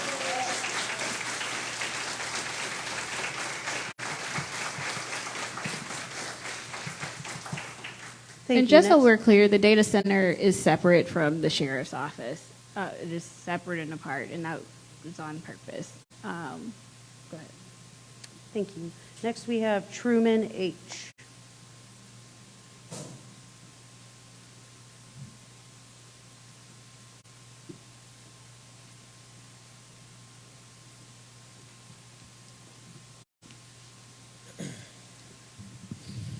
Hello, my name is Truman. I am, for the most part, a lifelong resident of Columbus, Ohio. I was born here, I grew up here, I have worked here, and I now go to law school here. I want to make clear to this board that I have lost my faith in Columbus law enforcement, and in the Sheriff's Department in particular. When I saw sheriff's deputies target and harass members of the black community. I lost my faith when I saw sheriff's deputies almost revel in confrontations with the public, taunting and jeering protesters, daring them to cross the police tape to take a swing and see what happens. I lost my faith when I noticed the pattern of officers clearly feeling comfortable taking liberties and committing violence against people who they feel cannot and will not be able to hold them accountable.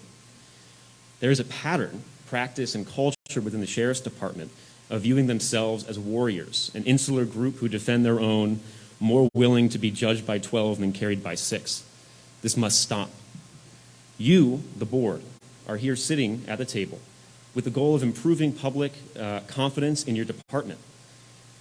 I wanted to step up here and make clear and echo how much work you have to do. This camera initiative is simply not enough. And if you are truly committed to transparency and accountability, as you say you are, I ask why the Sheriff's Department is resisting holding Jason Meade accountable for his crimes.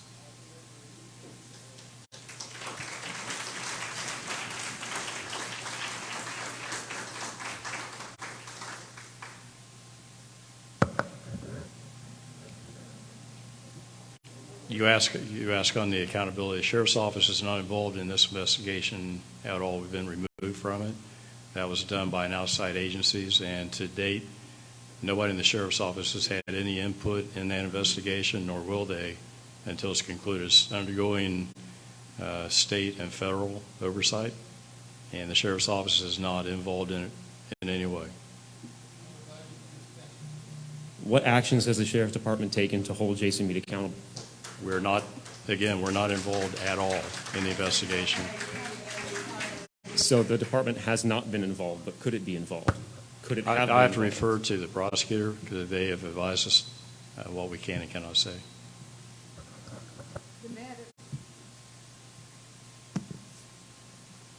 The matter is now in the criminal justice system. Penny.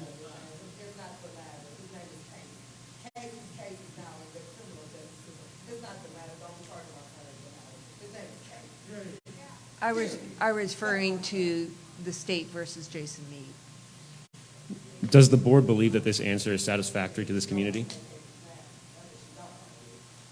Can you please repeat your question? Does the board believe that this answer is satisfactory to the community and restores confidence in Columbus law enforcement? I can't speak for the board, but it's our hope that we have to trust the criminal justice system. Mr. Baldwin, do you believe that the Sheriff's Department has done all that it can to restore confidence in Columbus law enforcement? I think any law enforcement agency has a tremendous amount of work to do. We always have had a lot of work to do. We have even more to do now to restore faith. The body camera program, is it a fix everything? No, of course not. No one item is. It is a place to start. And again, it's the policy that governs that, that makes it a better item to use. But no, the cameras themselves don't do it. Any law enforcement agency has a tremendous responsibility to work with their communities to make things better in any venue they can. Have we done enough? No, there's always a lot that can be done more. We've never got to the point, we never will get to the point where we've done everything. So there's always a lot of work to do. Thank you.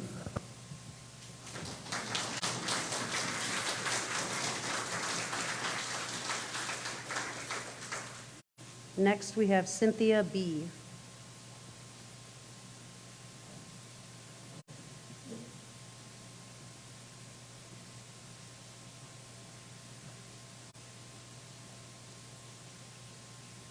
Hello, my name is Cynthia Brown, and I'm here today because my nephew, Kareem Ali Nadir Jones, he was 30.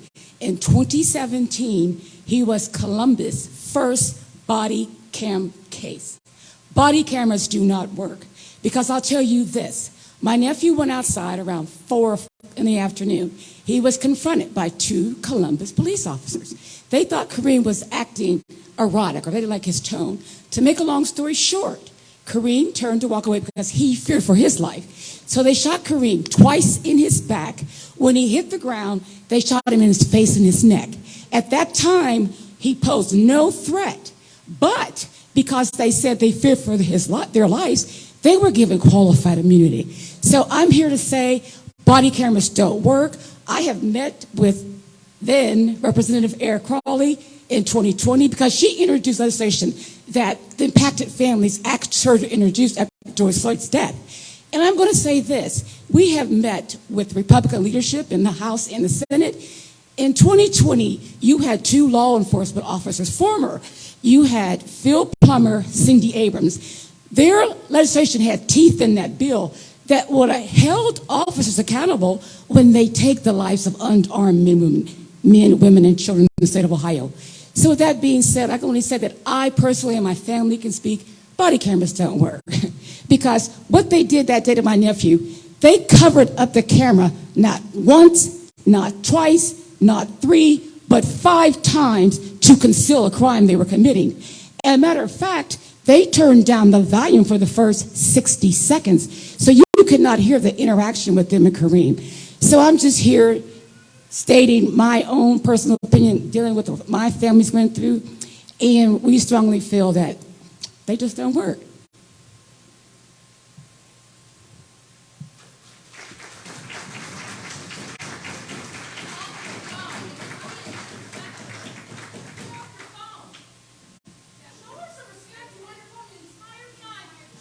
Thank you, ma'am. Taking notes. Taking notes. Thank you, ma'am. You're welcome. Appreciate your time. Thank you. Next, we have LaShondra T.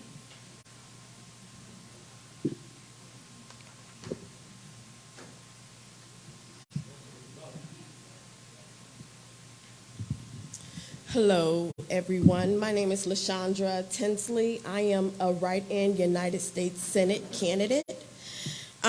I say that because I want the families who have been impacted by police brutality, police abuse, police murder to know that this campaign stands in solidarity with you. And the reason why we do is because I have 2 sons that this the things that these families have experienced, this could happen too. I have one son that's a little more urban and one son that's into school and different things like that. My question was already answered as far as consequences for officers who don't turn on their cameras or who mute the audio. What I want to say is it's time for change, you guys. We have to stand up to the plate when you see that your officers are corrupt. You have to hold them accountable, because what I do know, and I know this is an unpopular statement that I'm about to make, but I do know that all officers are not bad, but it's the ones that are giving a bad name to the police department as a whole. So when you know that you have an officer that is corrupt, that is hurting people, that is going around killing people, they have had several complaints on them, hold them accountable. Fire them, stop giving them their pension, stop allowing them to resign, stop allowing them to go to different police departments. Hold them accountable for their actions. That way, you don't have to waste taxpayers' money. You don't have to have all this heat coming on you when you're trying to do something good, right? You're trying to implement something good, right? So hold your office, hold them accountable. And that goes for everybody. That goes to stop giving so much money to the police departments. Okay, I understand that we want to keep our communities safe, but there's other alternatives. We have mental health services that can help for the officers and the citizens. You have 1 we minute need to remaining. reallocate some of those funds to those institutions or to some of those initiatives. I mean, there's just other options that need to be pursued. What about our school system? Over $300 million is going to the police. Just a little over $6 million has gone to the schools. So this is what I'm saying. If we want to do better, we have to allocate some of these funds to the institutions that are in need so that we can avoid crime, so we can avoid, killings and different criminal activity that causes the officers to over-police and different things like that. Now, I don't believe in over-policing and different things like that. That's why I'm saying we need to reallocate some of these funds to different streams. But just please hold your officers accountable when they do wrong. That's it.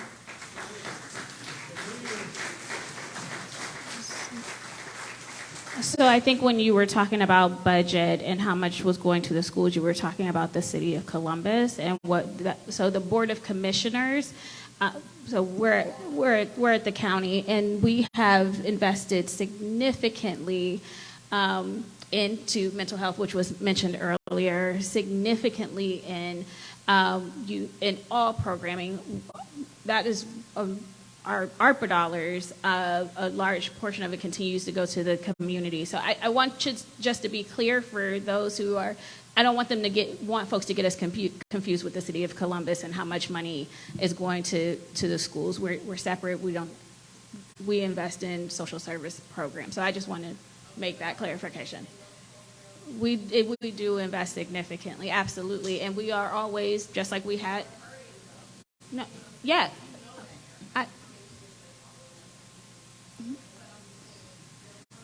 Oh, absolutely, and that's why if you look at our budget, we invest in people, and always make ourselves available for creating new programs, and open to any other suggestions that you all have when it comes to how to invest our funds.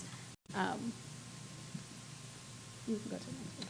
Thank you, Madam President. Mm-hmm. We have Dewan S. would like to speak again. Dewan?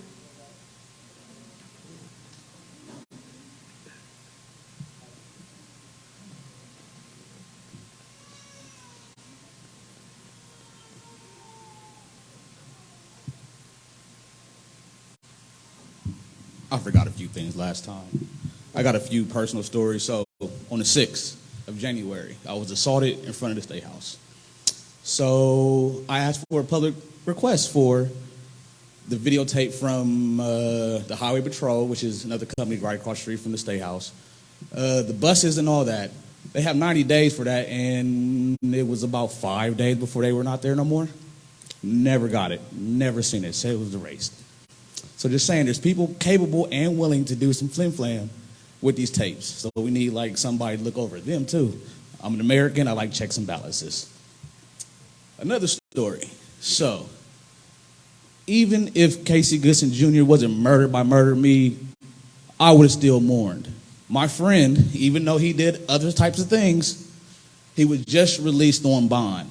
Y'all had him in y'all clutches. Y'all had him. I know how it goes. If you're in jail and you have something else, they just keep you there. They don't let you out.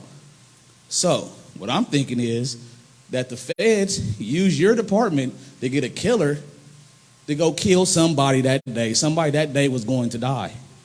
I fully believe that in my heart. Because why would y'all let my friend out and then send the SWAT team to come get him? Also, if you can't be around inmates and you're beating people up.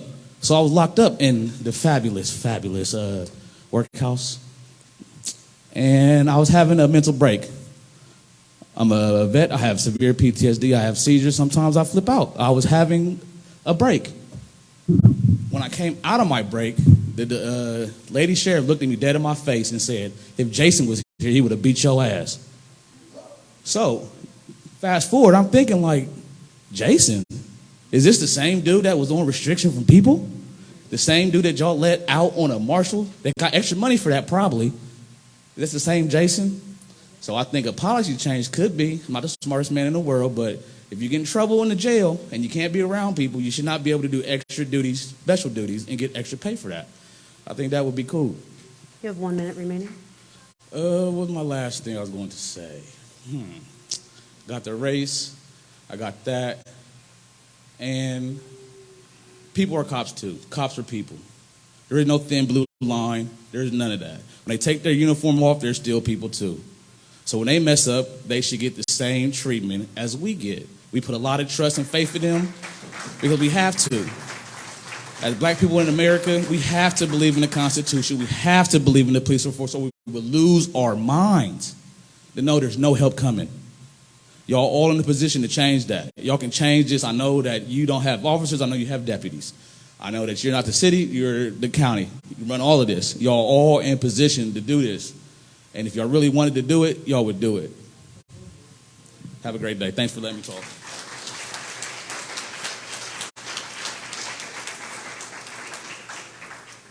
Next, we have Sean W.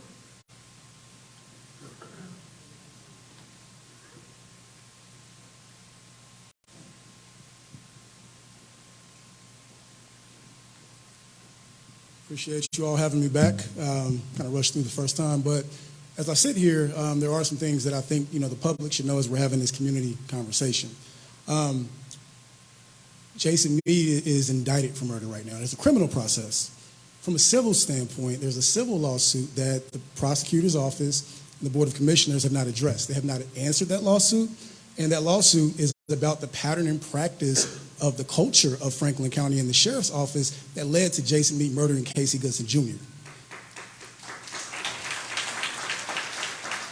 And so what we can't do is talk about Casey as if it's an isolated incident. It's not. And what we cannot do is allow our elected officials to talk about Jason Meade as if that's it, that's all. There are more Jason Meades. Jason Meade bragged about the SWAT team, the Franklin County Sheriff's Office SWAT team, and their use of excessive force against our citizens, and the fact that they did not care about any punishment.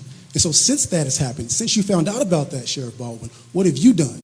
County commissioners, what have you done since you all found out about this? Commissioner O'Grady, we have not heard from you tonight, but I went back and looked at the news clips after Casey was killed. And what I saw from you was that you said, as the investigation unfolds, that as we see what happened, that you would do all you could to address racism, because the commissioners have addressed and declared racism as a public health crisis. And so, to Ms. Diggs' question about next steps, what are the next steps to address the racism that we know is prevalent and that we have no idea how many more sheriff's deputies are racist or may have PTSD or may view that their job is to hunt people in this county? And so it's not just about Casey, it's not just about body cameras, it's about the culture. And so what I cannot do is allow you to sit up here and to say that the body cameras are a policy and that you've been working on policy and that that's going to be enough. Because you have not investigated to find out of the 565 sheriff's deputies that will be wearing these body cameras, what's in their heart? You have 1 minute. What's in remaining. their heart? Body cameras will not bring Casey back. And the reason why it's important that we acknowledge this conversation as starting with Casey Goodson Jr. is because you had time before Casey was killed to implement these body cameras. And it was too late then, and it's definitely too late now. But we have to acknowledge that he was murdered. If you don't acknowledge he was murdered, every second that passes without you doing that means that we're at risk of being murdered by others like that. There's no investigation into the office. And so if you don't investigate, you don't care. You don't know. So don't tell us you care about us when your actions show that you do not care about us. You have every possibility ahead of you to address this. You have the power. There's nobody else. The buck stops with everybody on that stage right there. And if it does not stop with you, tell us who. Tell us who has the power. You have the power. And if you're not going to use it, then you have to do more. I'll end with this. I use that Dr. King quote because Dr. King and so many more of our leaders died for the right for black people to vote, died for the Voting Rights Act, died for us to have people in power like you all. And it's not just our black elected officials, it's the Democrats who want us to believe that you're for us. Well, guess what? I don't care what color you are, I don't care if you're blue or red. What I will say is yes, Franklin County is overwhelmingly Democratic. But what I'll say is that you should not run for office anymore, Dallas Baldwin. If you plan for it, don't. I will actively campaign against you. Prosecutor Tyak, he's not here. Please let him know. Fool us once, shame on him. He's not going to fool us twice.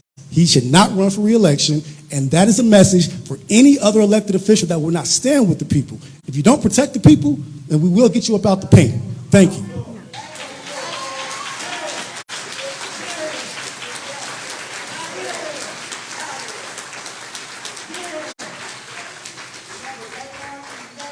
So I can say that I can't speak to the civil lawsuit. We're named defendant on that. But what I can talk about and ask the administrator to also elaborate on is the Board of, let me be clear, the Board of Commissioners separate and apart from the Sheriff's Office, two separate entities.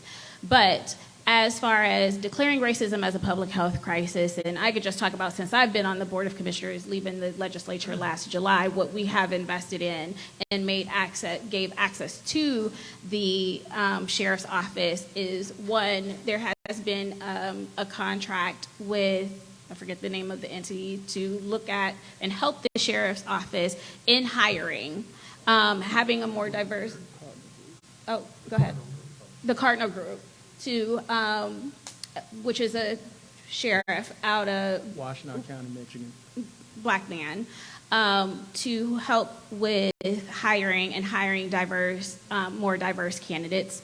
That has been an investment that we have continuously had and continue to expand that contract from the Board of Commissioners.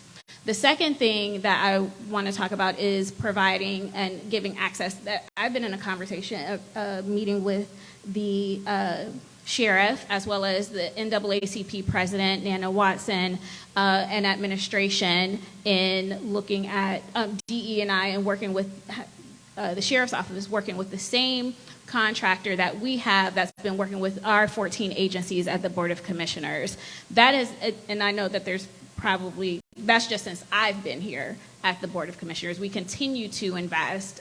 So it's not falling on deaf ears. It's not like we don't have a commitment. There's intentionality there that continues to be there and making sure that the Sheriff's Office has what they need us. They are trying to address the inequities in who even is out here engaging with the community. But Administrator Wilson, if you want to talk about, because you're in way more meetings on the resources we've made available.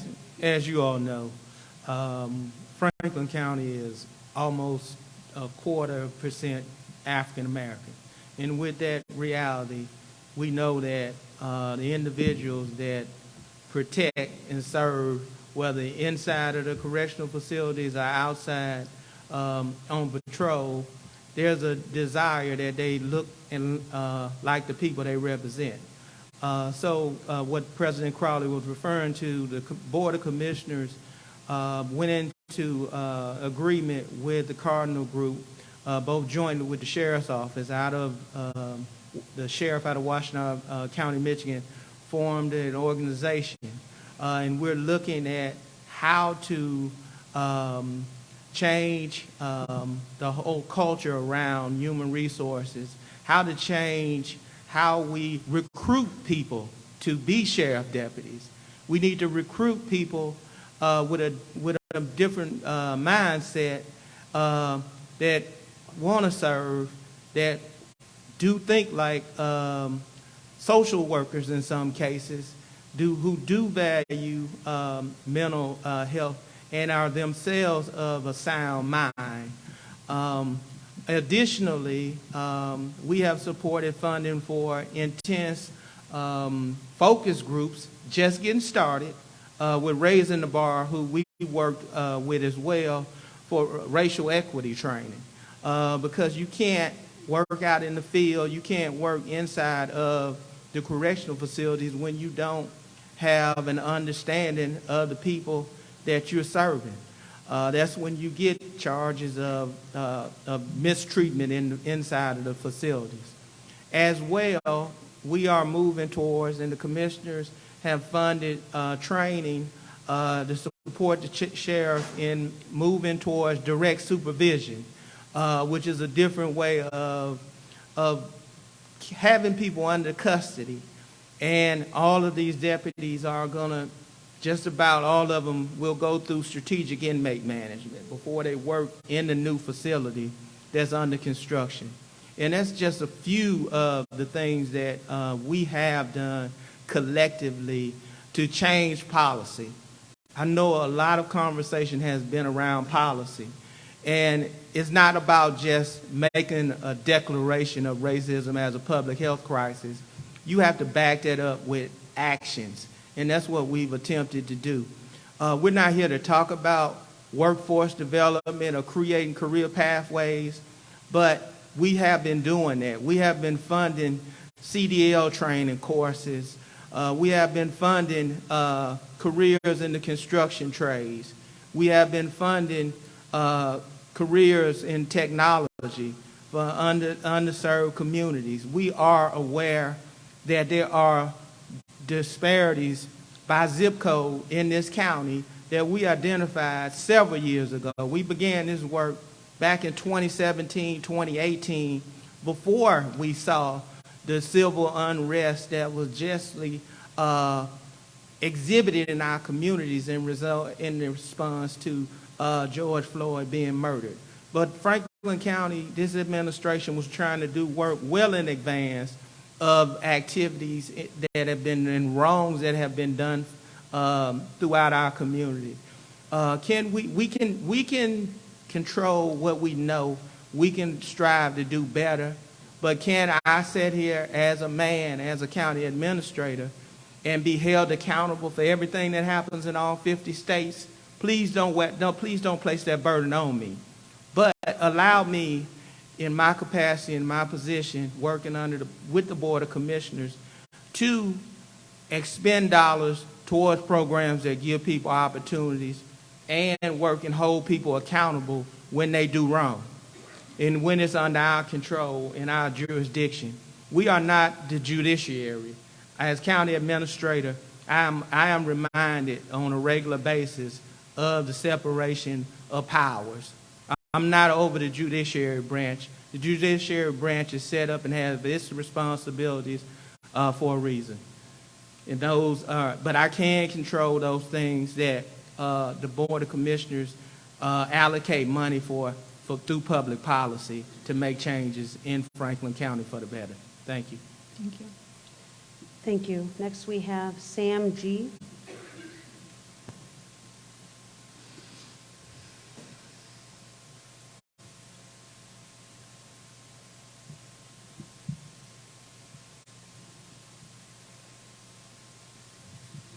Hello, thank you for letting me speak today, or giving me the opportunity to speak. I first just want to thank all of the mothers who have spoken today and sharing your story, and to all the family that's here by having the courage to be here. And yeah. So according to research done by David Yoakum et al. In 2017 that included over 2,000 officers in Washington, D.C., body cameras have no statistically significant effect on police brutality. While a body camera may have aided in the investigation and prosecution of Jason Meade, I have no faith that it would have kept Casey alive, which is what justice would have been. Body cameras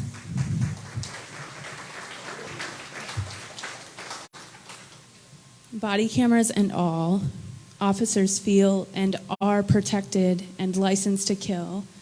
Until we are rid of qualified immunity, it doesn't matter what we record.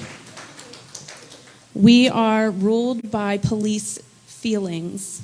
As long as they can claim that they were feeling afraid, they can do whatever they want. Dallas Baldwin, you said moments after Casey was murdered, with very little information, that Jason Meade's actions murdering Casey was justified because you had a feeling.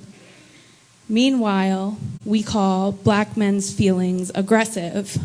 We call black women's feelings brash and dramatic. And when people are outraged over police murder, we are called reactionary. These cameras do nothing but record trauma and nothing to prevent it. So until we are doing things that prevent people from being brutalized by the police, we're not doing anything.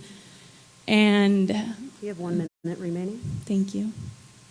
The police have too much power, so giving them body cameras, giving them trainings, and not taking any power from them, where are we getting? All we're getting is recordings that further traumatize communities and do nothing to stop trauma. Jason Meade being in jail is not going to untraumatize Tamala Payne and her family. Ricky Anderson murdered Donovan Lewis on camera. Donovan Lewis is still dead. So these body cameras, we can hope that they can hold people accountable. Though with qualified immunity, there still isn't much hope in holding people accountable. So I guess that's all I have to say.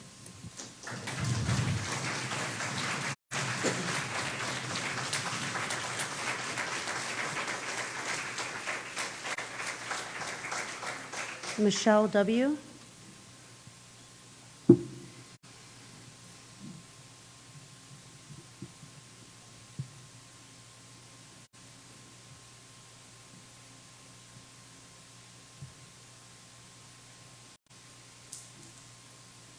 Thanks for allowing me to speak again. I'd like to apologize for my outburst at the end, retelling about your nephew. I apologize for that. It just really upset me. She's telling you about losing a loved one, and you're on your phone. I can't imagine being that insensitive. And if I'm assuming you're a prosecutor, so you're probably paid to be here, and you're looking at your phone, just scrolling. And she's telling you about her nephew that was killed. So I apologize to you. Since the Franklin County Sheriff's Office and Sheriff Dallas Baldwin failed to provide cameras to deputies and ultimately failed by allowing a mentally ill deputy be on the force, and we didn't get video cam that day of Casey being shot 6 times through a screen door with his earpods in, I want to let you know that I do have a video. I have a video of Jason Meade trespassing onto my yard, admitting 3 times that he murdered Casey Goodson Jr. So if you would like that, I can tell you that the date around that video was May 24th. It was shared by Sean King on social media. You can also find that on Sean Walton's Facebook. And I'd be happy to share it with anyone that would like that. Again, he admitted 3 times. Yep, I did that.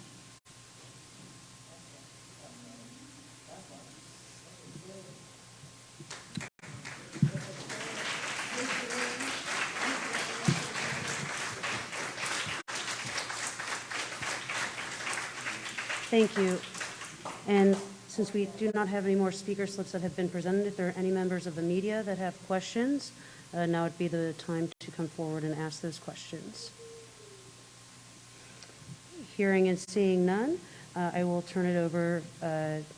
Before I turn it over to the members here, I do want to make a reminder that there is another community conversation. The final in this series will take place on Monday, October 3rd in Hamilton Township Community Building, located at 6400 Lockbourne Road in Lockbourne, Ohio, 43207.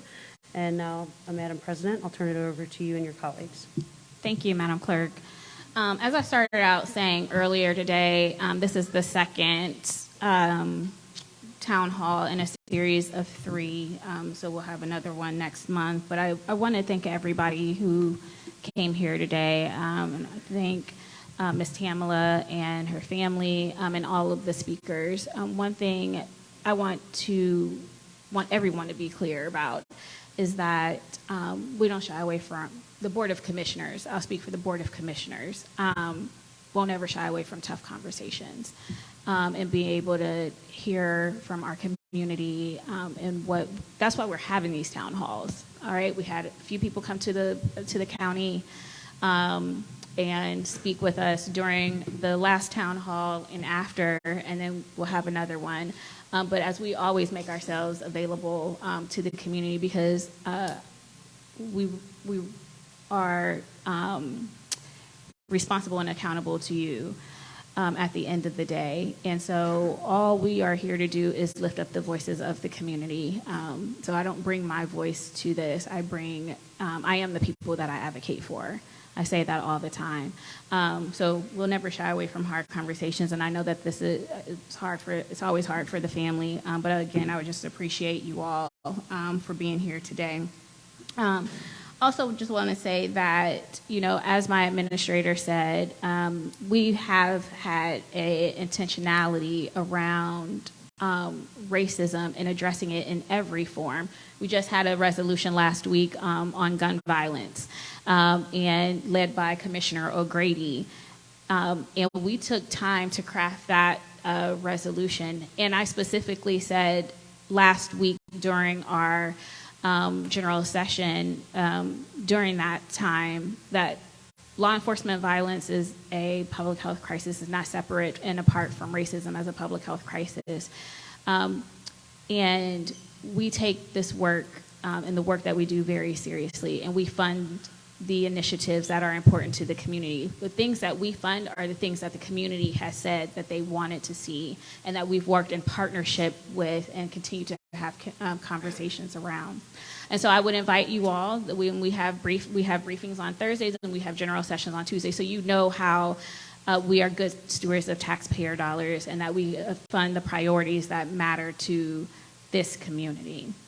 And with that, again, I just say thank you to everyone who has been here, whether you spoke or didn't, just being in the room. I'll turn it over to my colleague, Commissioner O'Grady. I want to say thanks to everybody as well for being here tonight. This is a tough conversation for everybody, not just obviously for all of you, but obviously for us as well. A lot of questions about body-worn cameras tonight. And I want to say we've been talking about body-worn cameras for a long time. And we've heard from, the NAACP on body-worn cameras. We've heard from pastors all over the community on body-worn cameras. Sheriff Baldwin first brought body-worn cameras to us, after getting elected. Brought them to me in particular. He mentioned to me that they didn't have them and he wanted them for the deputies. So, we said, okay, let's start down the road. Let's look at this and let's do that. And, I think every deputy in the room, or the chiefs, there aren't any deputies here, the chiefs and the folks in the room will tell you, and certainly the sheriff will tell you that the one person that in the building that the FOP definitely does not like is me. And so as we went through this process, I was the one that kept saying, I don't give a damn what the FOP says. I really don't care what the FOP says. the hell with the FOP. And throughout the process, when we were having a conversation every time about the policy, every time that we had, they would come back and somebody would say, well, the FOP is going to say no. I would always say, I don't care. We don't care. So when it was the 5-minute look back, I don't care. We're pushing for the 5-minute look back. But Sheriff Baldwin was adamant the whole time, and my colleagues were adamant the whole time. And all of this was going on, the shootings would happen. And we were having these conversations, and the shootings would happen in Columbus. Casey gets shot. And,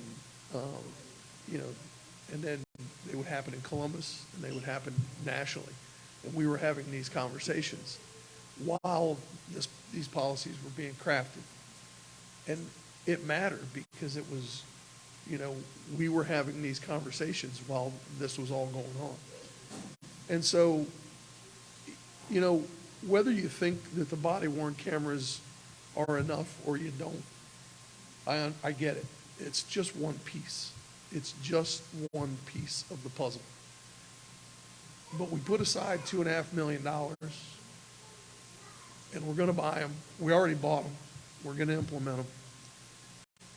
And maybe it's just the ability to be able to lock somebody up at some point. The other thing I guess I want to say is that,